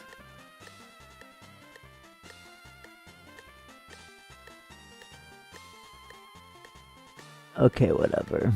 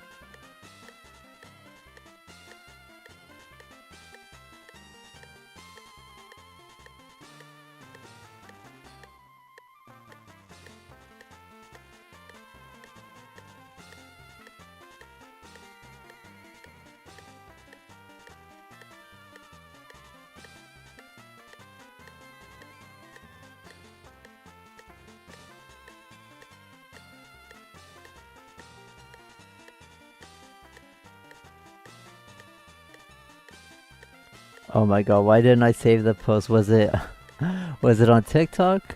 Hang on. No, it couldn't have been on TikTok.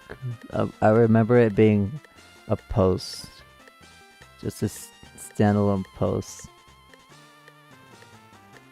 Yeah, I don't know what I don't know where it is.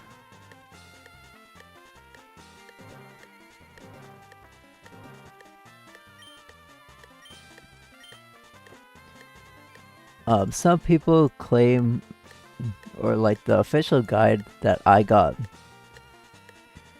Now the guide that I am basing this off did go with 115. I had a little more success seeing 7s on my screen with 110. So I guess you could experiment, but maybe it's just placebo.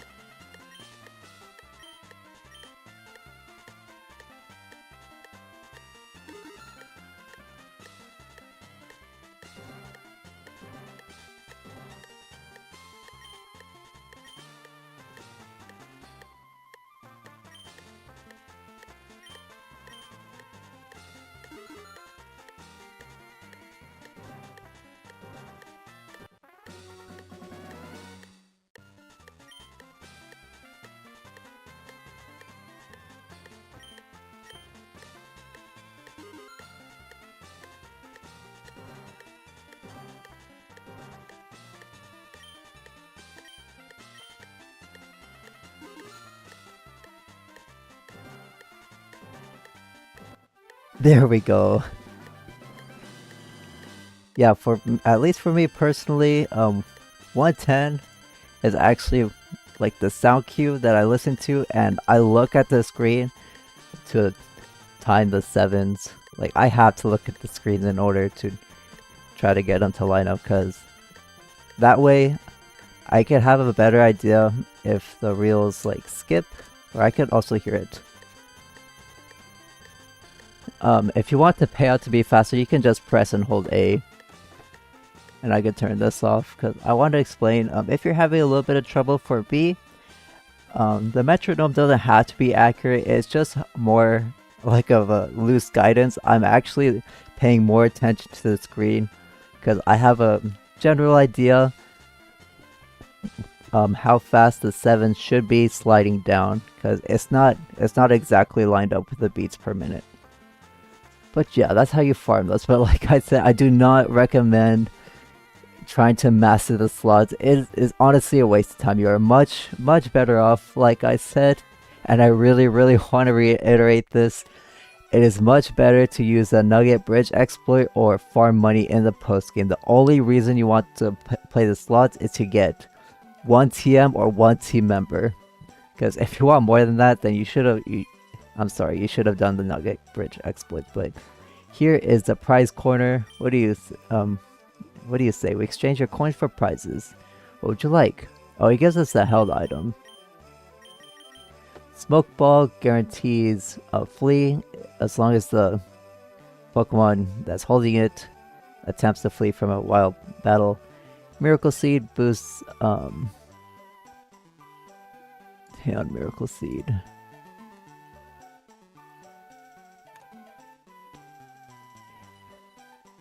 Miracle Seeds boosts holder's grass type moves by 10%.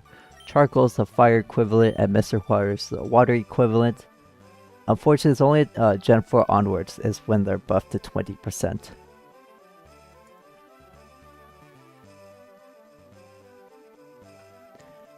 As for the Yellow Flute, it snaps a Pokemon out of confusion. I believe you could use full heals instead of this. It's, I don't know why it's 1600, just buy full heals. What do you sell?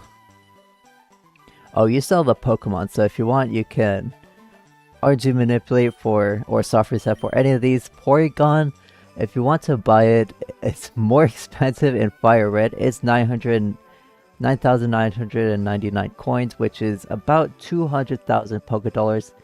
It is much cheaper here in LeafGreen.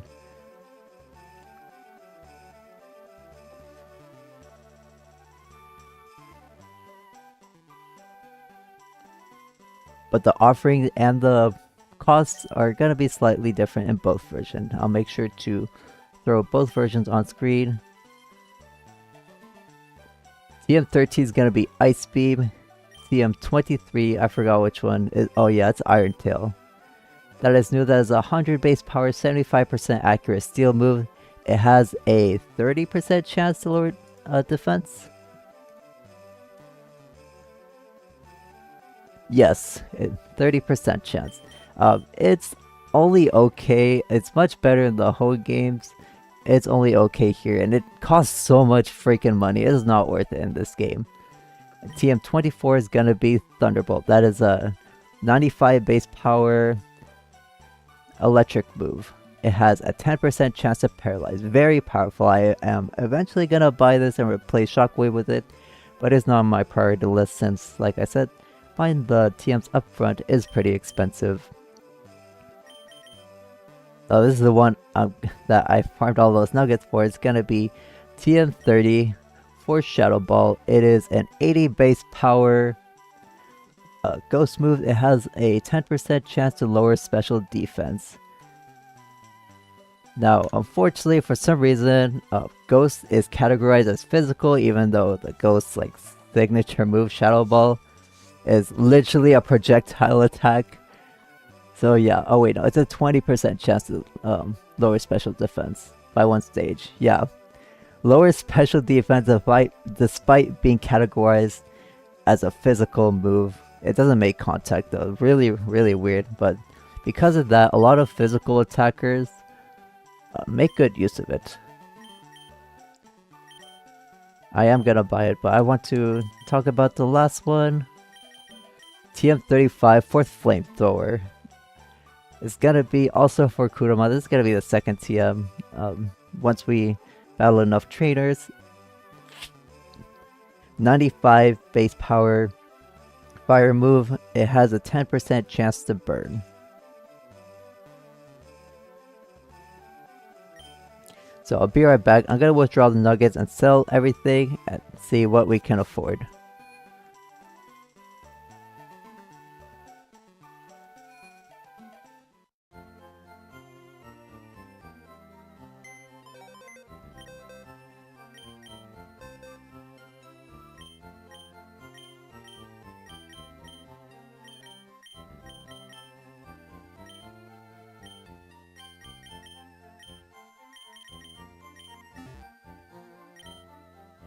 What do we want to deposit? Do we want to deposit anything? PPFs? Nah. Nah, we'll sell all of these.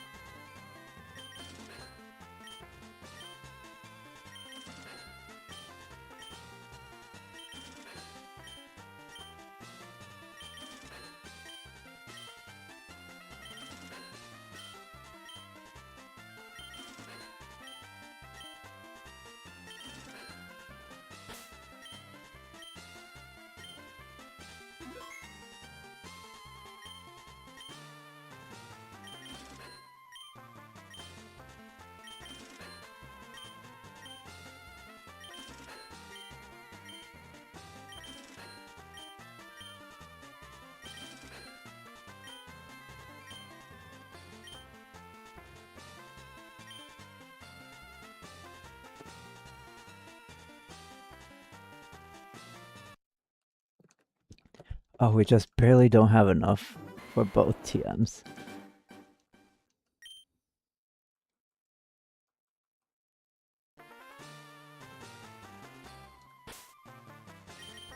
And how much do we have? We need 2,000 Pokedollars.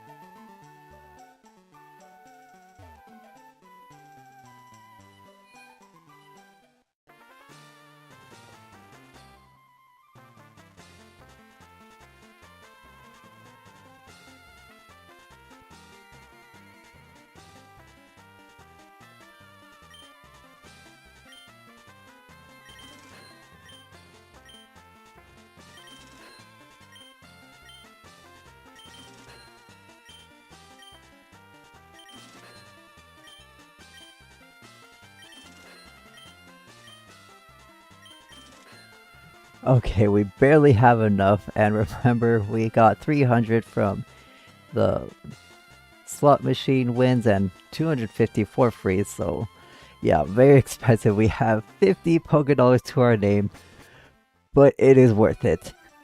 Let's go redeem our prize. Do not redeem it. Actually, I highly recommend you redeem the TMs. We're gonna buy one for TM30 for Shadow Ball. Yes! And the other one, TM35 for Flamethrower. You need more coins than that? What? 4,000. Okay, we need 20k more. So we're actually gonna have to wait on that. But for Shadow Ball, I did want that one first. Let's check in our TM case. A shadowy blob is hurled at the foe. It may also lower the foe's special defense. This is amazing on Kurama because it is a very powerful physical attacker, and it also has pretty beefy special defense. So it is great, great against psychic types, because normally other physical attackers, their special defense are pretty weak. That's why Snorlax is the best user of Shadow Ball in this game. But in my opinion, Kurama is the second best. Eevee, we're gonna get rid of Helping Hand. It's literally useless unless you're in a double battle, which there's totally a few in this game. Got rid of Helping Hand, and Kurama learned Shadow Ball. Hooray! Don't worry, we will be getting our money back for that Flamethrower TM.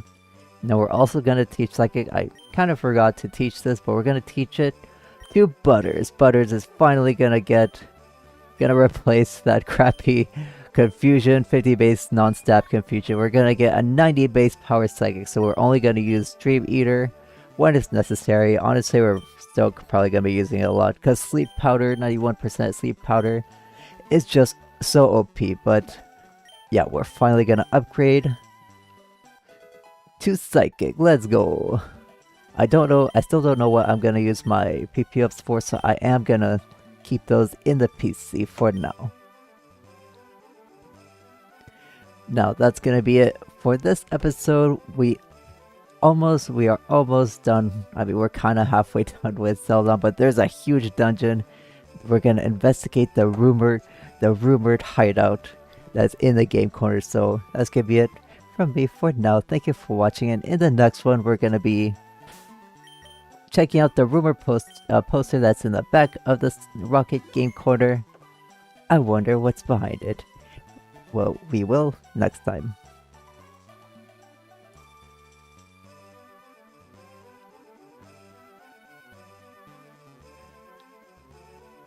Oh yeah, we can't get the amulet coin. We can't get the amulet coin yet. We have to have completed the rocket dungeon. Yeah, I'm gonna get a snack. Did I save already?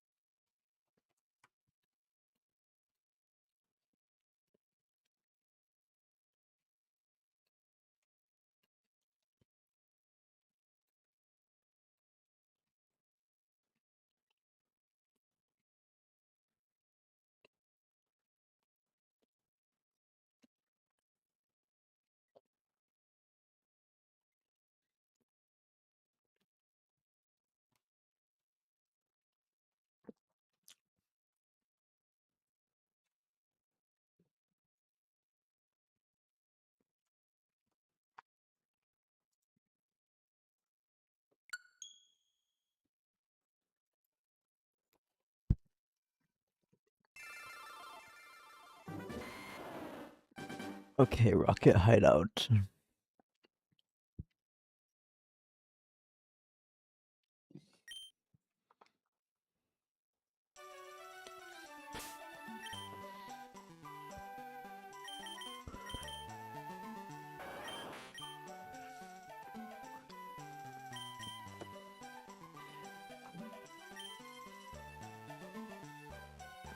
Hold up. How much more money do we need?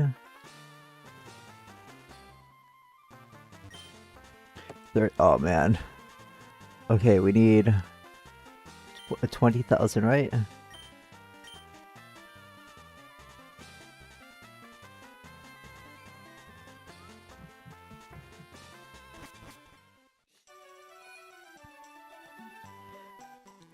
Hello everyone, this is Nice Guy. Welcome back to some more Pokemon FireRed and LeafGreen. Hello everyone, this is Nice Guy. Welcome back to some more Pokemon LeafGreen. Last time we explored half of Celadon, including the Rocky Gate Quarter. And today, we're actually going to be farming a little bit of money. We only need 20,000 to get Kuroma's Flamethrower, because I already gave it Shadow Ball. Honestly, I probably should have had Flamethrower first. Yeah, I definitely should have Flamethrower first, but we are 20k Pokédollars short, so we are actually gonna use a Versus Seeker, get Kurama up to level 30. We're gonna be farming some traders. This is actually the first time I'm actually getting to use the Versus Seeker, at least on this save file. I did use it a tiny bit in my in this save file off screen during the trades for the SS and Easter egg. But for my actual team, yeah, we're gonna go right here. So let's farm some of these newbies. So we go in our bag. It's gonna be in the key items. Let's have it registered. Oh, we don't ever use the bike. And remember, every time you use it, it's only 100 steps to recharge it, which is same as a regular repel. So I will be right back. We don't have the amulet coin. I'll be right back once we have 20k for the remaining for Flamethrower.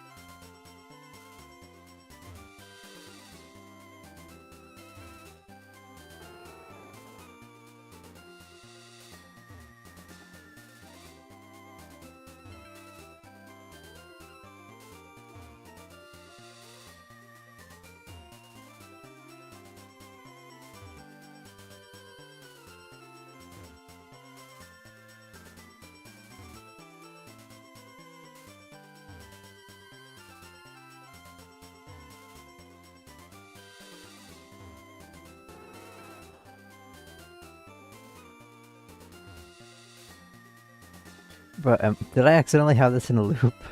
I did. I was like, when the heck is it gonna stop?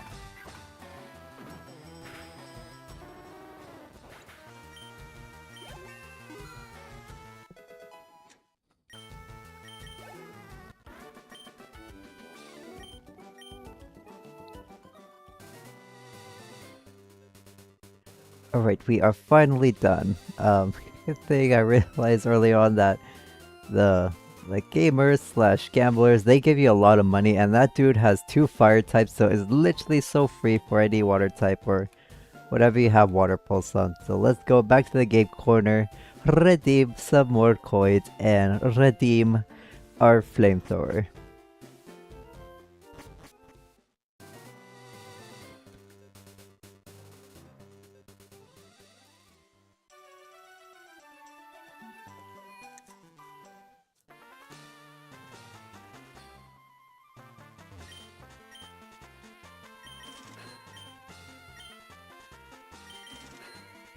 There we go, 4,000. Don't make the same mistake I did. If you're gonna use Flareon, definitely go for Flamethrower first. You can get Shadow Ball later after the dungeon. Exchange your coins for TM35 for Flamethrower. This is gonna be an amazing stab special attack for the next dungeon we're about to go in. TM35. Yeah, so many people complain that you have to wait till like super high level, but you could just get in the game corner if you know how to farm money. We have the Versus Seeker, the Nugget Bridge exploits. You have options. We're definitely gonna get rid of Growl. Sound attack might be useful. We can press B, right? No, press B. Lord Flamethrower. In fact, Kurama is gonna be at the front of the party with Flamethrower. Okay. Now with that... excuse me. Oh wait, Turbo A's on.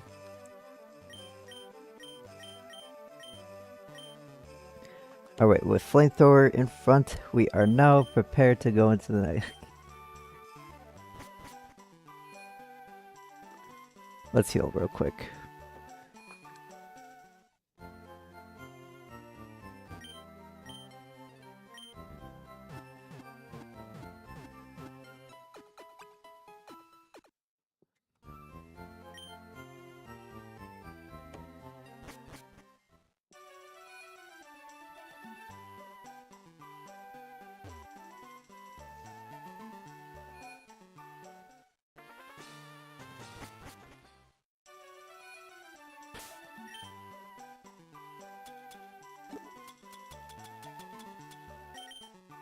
Actually, we're gonna use the PP ups on Butters' Psychic.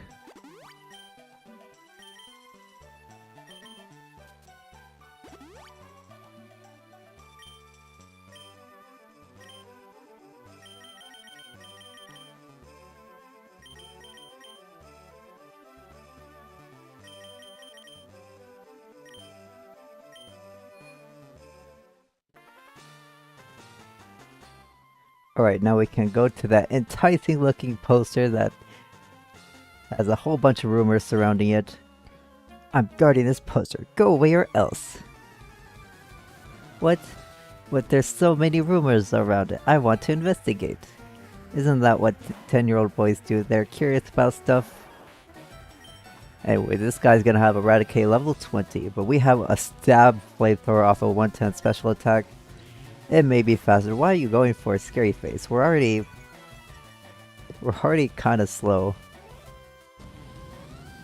Oh well. Free turn for us. Boom, fried to death. What is your next Pokemon? It's gonna be a poor little Zubat. Yeah. Make sure to get Flamethrower if you're using a Flareon. It's so good. It's such a great neutral attack.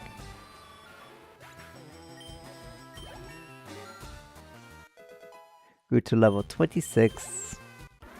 We defeated the Grunt. Dang! We got 640 for winning. Not as much as the gamer dude. He is so rich. The Team Rocket hideout might be discovered. I better tell boss. Yeah, this guy just disappears.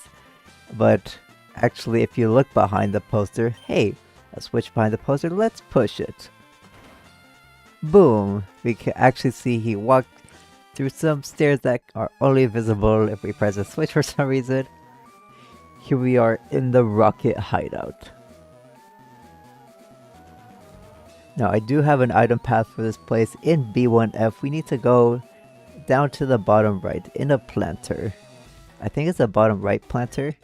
We have a PPF, and I did decide what I'm gonna use these for. I already used the 2 on Psychic for Butters. I'm gonna use the 3rd one. Boom. Now we have all the power points on Psychic.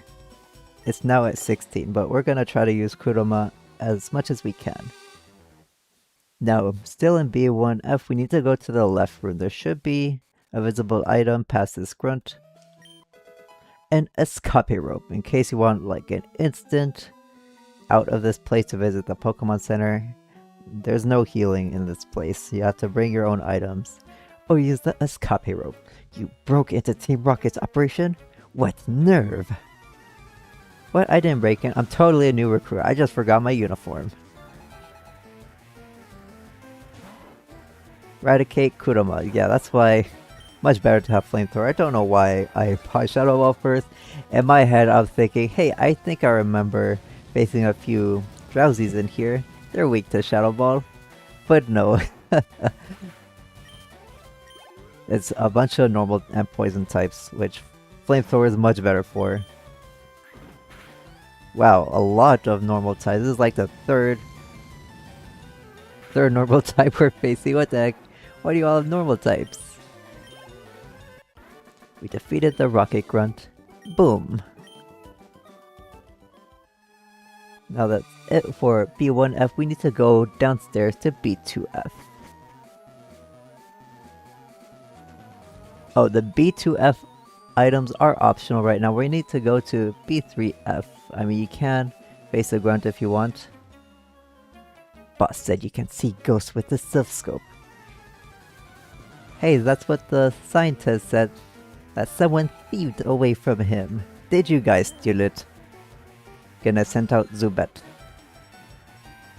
Oh, actually Zubat is super frail. This is a perfect chance to save power points on Flamethrower. Hiya! These guys are super low level. Like, what the heck? Level 17 Zubat.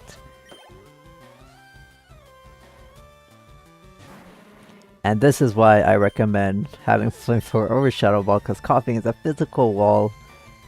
Pretty common. I mean, Shadow Ball, if they have Grimer, it would be good for those. I guess it's just really good to have both TMs, but if I were to choose one, I would highly recommend the Flamethrower. This is like the 5th time I've mentioned it, but oh look, a Grimer.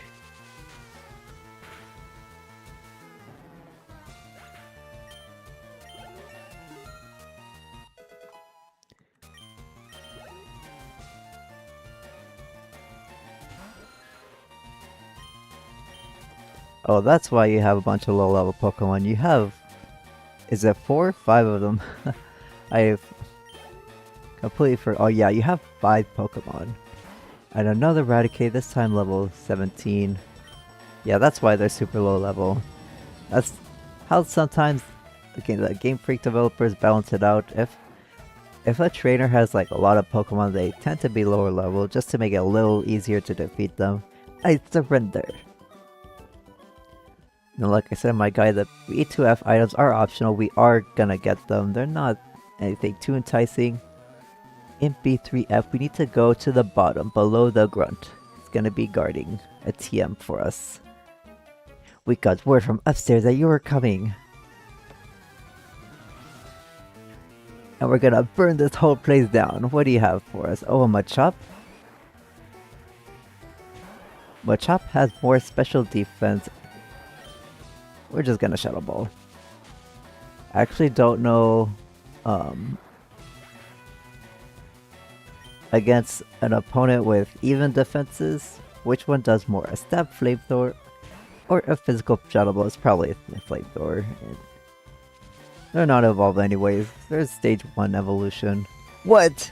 I was just saying we don't need to worry about it, but it's okay. We have this quick attack.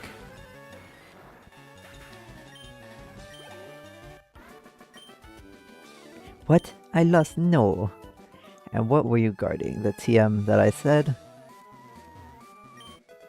TM21 for Frustration.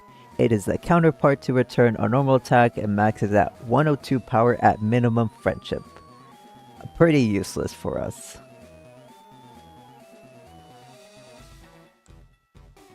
Oh wait, I almost forgot, in the machine here on the left, what could this machine be? Better not mess around with it.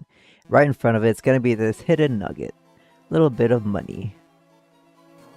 Now we need to navigate this maze. We need to go, I believe we go here, yeah. Here we have a rare candy. Now we need to navigate past this space, so I believe we just go right where we entered from and go to the left path, and from here, I mean, you could pretty much see where you're going. Like, I believe we go to yeah, more towards the bottom right here. We need to battle this grunt. Stop meddling at Team Rocket's affair or else. Oh yeah, something I did want to mention. I don't know if it's this maze or the maze from B2F, but you can use these as grinding spots for the daycare. Like, deposit a Pokemon, as long as you have money to withdraw it, you could just like have a rubber band or place coins, whatever, just to spam the direction on the D-pad and just keep going on the like spinner tiles, so you can continuously farm the daycare of EXP. But personally, it's kind of boring. I'd much rather find other more faster manual methods, but there is an automated method. It's that. I'll see if I have use case for it in the post game later when I try to complete the Pokedex. And here we finally have a Drowsy, useful for our Shadow Ball. Drowsy Fated. Is that all you have? Level 28. Oof, taken down.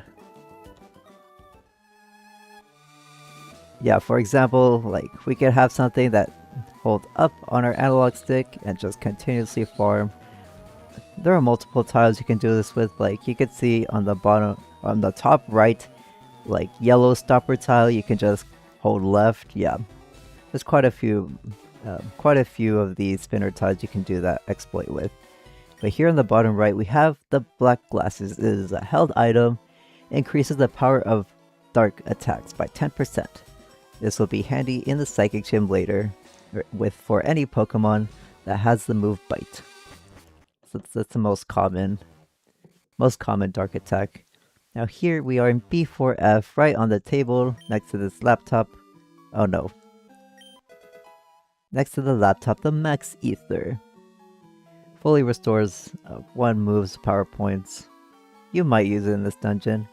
Here we have a visible item, TM49 for Snatch. It is a +4 priority status move. It will steal any beneficial status move the opponent uses. It's very niche, no one uses it. And the last item in here that we can get for now is after we defeat this grunt. The elevator doesn't work. Who has the lift key? Yeah, he mentioned the elevator doesn't work. I didn't go to the elevator because it would say we would need a lift key to use it. This guy mentions, hey, who has a lift key? I don't know, maybe he'll tell us, or maybe he'll remember if we defeat him.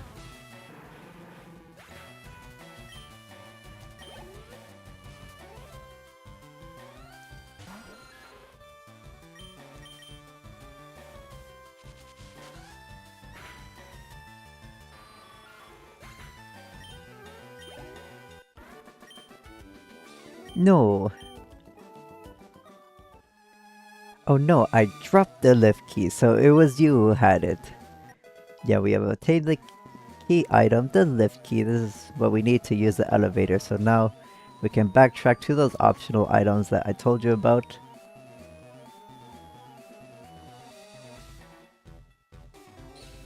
And to go back, yeah, it's these two right here.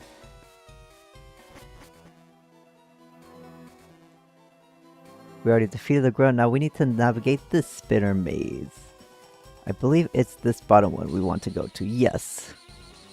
Now if we wrap all the way around, you can see we can get the item and X speed.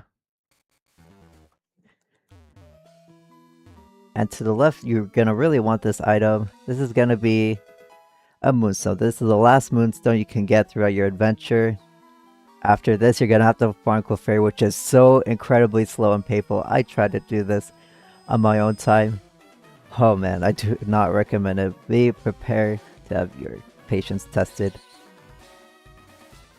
Right next to this spitter tile, right before the stopper, TM12 Taunt. It's kind of a sleeper TM.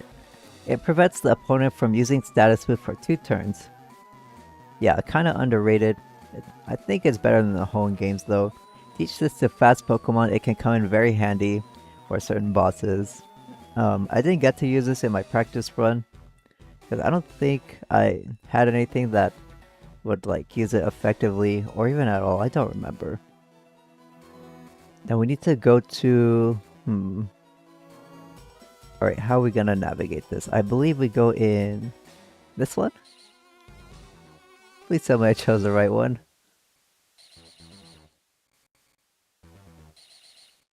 Okay, I believe, yeah. Let's go in the bottom one right here. Yes, we get to get this item, a super potion. Now we need to go... Yeah, we need to backtrack just a little bit. Oh wait, this is just... yeah, that's just a circle. We need to go back.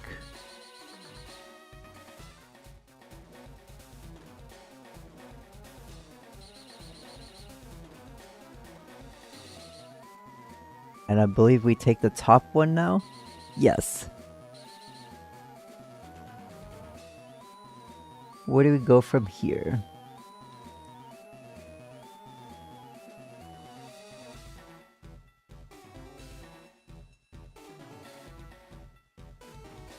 Oh, I believe we take the elevator to B1F now.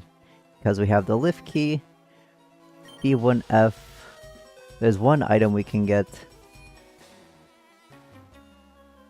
Are you lost, you little mouse?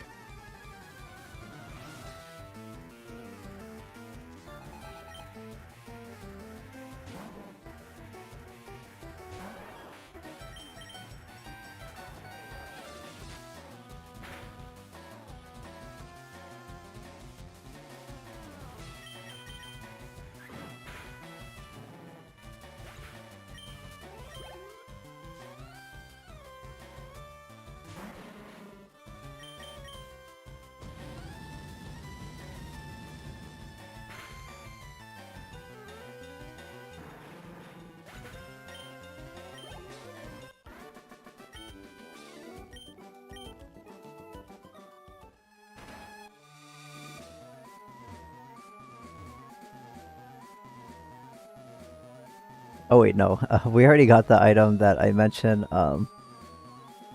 right? Hyper Potion, B1F.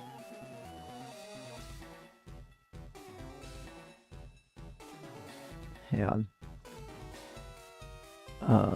Silphco. Oh wait, no, not Silphco. The Hideout.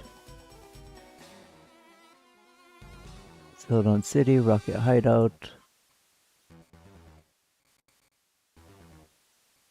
Rocket Hideout, B1F.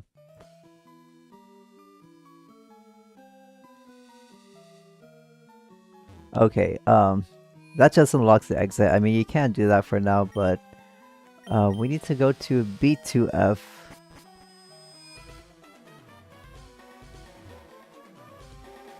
Right? Oh yes. In this room there is one visible item somewhere right here. A Hyper Potion. And there's also these 2 grunts. Intruder alert!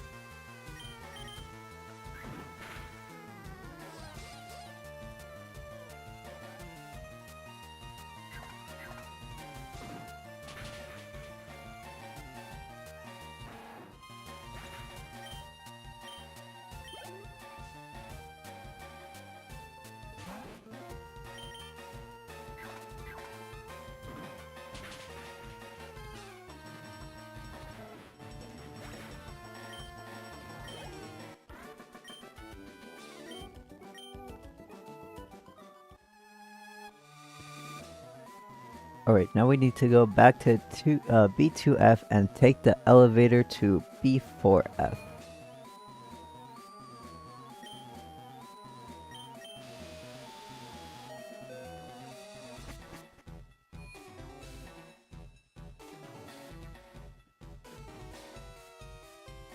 Now on the table over here there's gonna be a calcium. One of the vitamins, it raises your base special attack by 10 EVs up to 100. And I'm actually gonna save Kurama. We might have to use an elixir. I mean, you can go back to the entrance with the escape rope, but I'm too lazy to do that. I don't want to backtrack to where I was. Or actually, we can do that. Let's defeat these two grunts and then heal. How can you not see the beauty of our evil?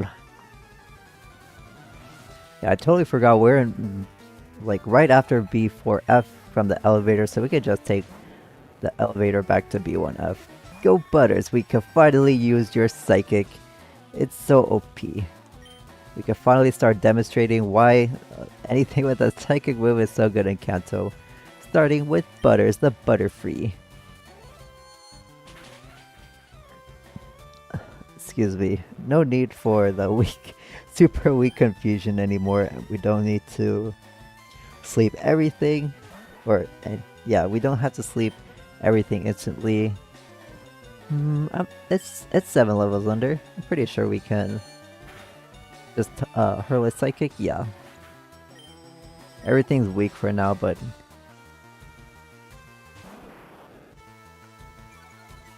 they'll catch up on the levels.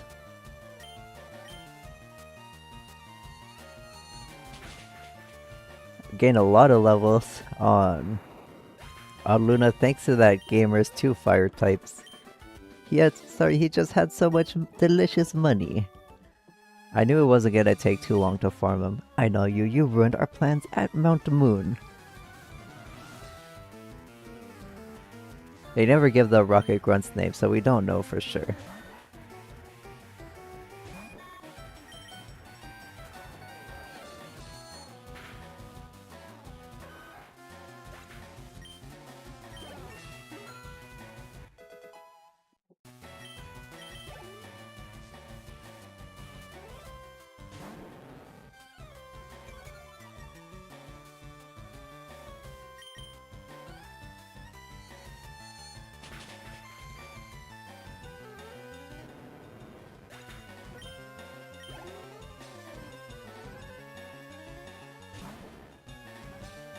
Oh, Sand Slash. Yeah, we're definitely gonna have to sleep powder you. And we could use a bonus 10 base power Dream Eater and gain 0 HP from it because we're already at full health. Yeah, Psychic would not have KO'd. I mean, we could have used 2 Psychics, but Dream Eater's fun.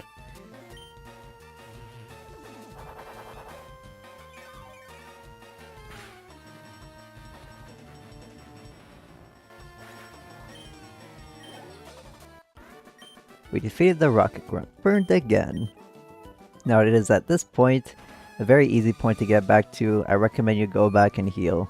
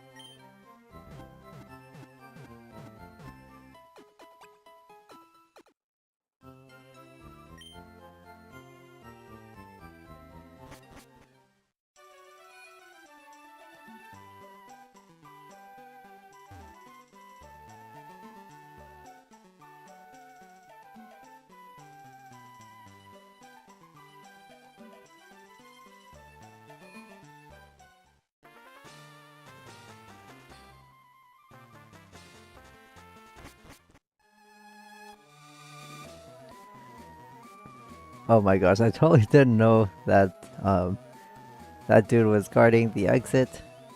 But we are back, we are now fully healed, and let's go back to B4F.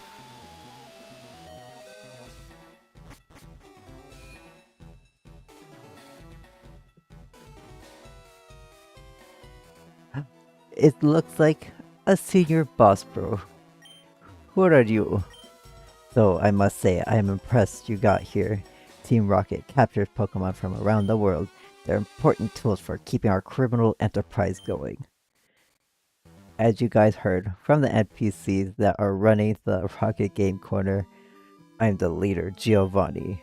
For your insolence, you will feel a world of pain. Yeah, this is the leader of Team Rocket, Boss Giovanni. He's the one running the whole thing, including the Rocket Game Corner here, where he traffics Pokemon. Gonna send out Onyx level 25. Rock and Ground type with ability Rockhead. Useless ability, it just prevents itself recoil from damaging moves. Rock Throw, Bind, Rage, and Harden. If Butters to the land of Sleep Powder is just gonna go down, so I'm gonna switch.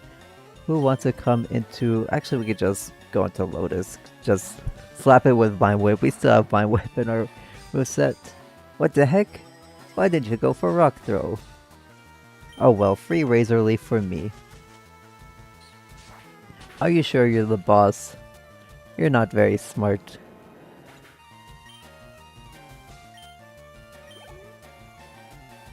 His next Pokemon, he's only gonna have 3. Next one's gonna be Rhyhorn.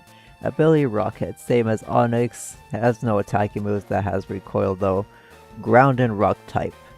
Stomp, Fury Attack, Scary Face, and Tail Whip. Scary Face honestly kinda useless because it is super slow. Even if it gets one off, it might need another. It is so slow. And at the same time as Onyx, so literally anything with a water or grass move will just KO it. I don't even need to switch into anything. And his last Pokemon is gonna be Kangaskhan, level 29. Normal type with ability Early Bird, meaning it halves the sleep duration. Fake Out, Mega Punch, Bite, and Tail Whip. Fake Out is a priority move. It can only be used on the first turn of battle. It has a priority of 1 in this generation. I mean, I could use a Sleep Powder, but honestly, this fight is kind of boring. Let's drag it out for no reason. We're gonna use Tail Whip. Or not Tail Whip. It's gonna use a Tail Whip. We're gonna use Leech Seed. Oh yeah, I did want to check the article on Early Bird. Oh, that's it? It has a sleep duration. Okay. The number of turns have for a Pokemon with Early Bird rounded down if it's odd. Whatever.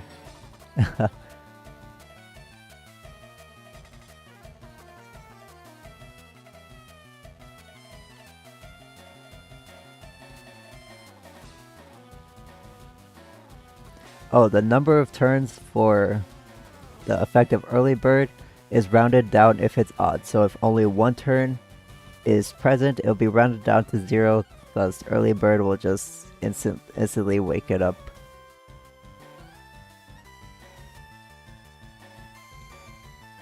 And this also applies to self-induced sleep from rest, so it shortens the rest turn to 1.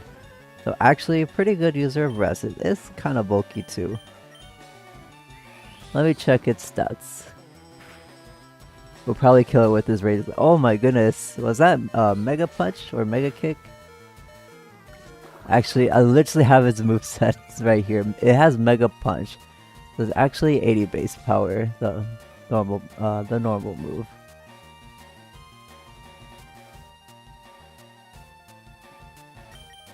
We might go down. Oh wait, it's gonna use a Tail Whip. Oh well. Well, Kangaskhan, it has 105 HP, and it has 80 in both defenses. Actually a pretty good normal type. But it's obtained pretty late in the game. We can't catch Kangaskhan quite yet. Kangaskhan fainted. We get a bunch of XP from that Pokemon. Good job, Lotus, and we defeated Boss Giovanni. What? This can't be! And we got delicious 2900 for winning. I see that you raise Pokemon with utmost care. A child like you would never understand what I hope to achieve. I shall step aside this time. I hope we meet again. Oh, look what he drops. He drops the Sylph Scope. It's what the scientist Sylph Code worker he got this item stolen from him. Now there are a couple more hidden items. There are 2 hidden items and they're actually pretty unique for this game. Between the 2 plants on the right wall, we have a nest ball. And directly on the other side between these 2 plants, we have a net ball. These are Hoenn Pokeballs. They're pretty rare in Kanto. Nest Ball, a somewhat different Pokeball that works especially well on weaker Pokemon. Here's a chart on how the Pokeball's effectiveness works against like what level Pokemon, because there's a chart for this one. For the Netball, a somewhat different Pokeball, it works well on water and bug type. I believe it's a 3x catch rate. They are very rare Pokeballs, like I said in FireRed and LeafGreen. They are technically renewable, but they are tedious to farm in the post game. There are 10% recurring items in the post game, so just to give you an idea on how annoying they are to farm. I mean, they are farmable. Anyways, let's get out of here.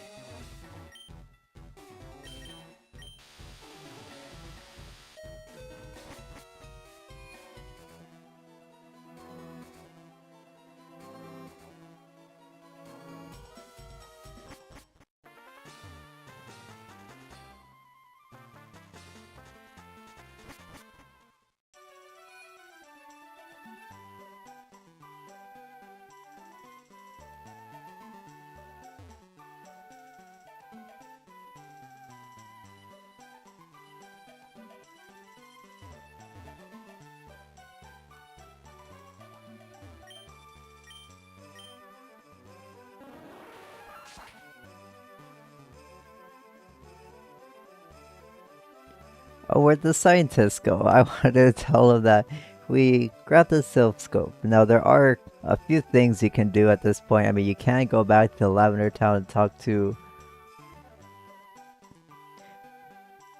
Okay, for some reason, I think it was purpose. In fact, the scientist I wanted to talk to showing the Sylph Scope is not here anymore. There are a couple things you can do, like, you can do it in whatever order you want. You could go fully explore the Pokemon Tower, or you could challenge the Grass Gym, and I'm gonna choose the Grass Gym in the next episode. So that's gonna be it for me for today. Thank you all for watching. In the next episode, we are gonna be doing quite a bit of story stuff. We're gonna be challenging the Grass Gym here in Celadon, and then fully exploring Pokemon Tower. So I will see you all in the next episode when we do all of that.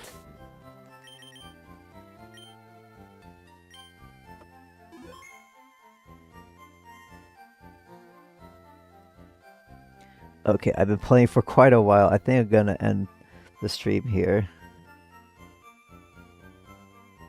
Yeah, let me check some stuff first. Oh man, it's been quite a while.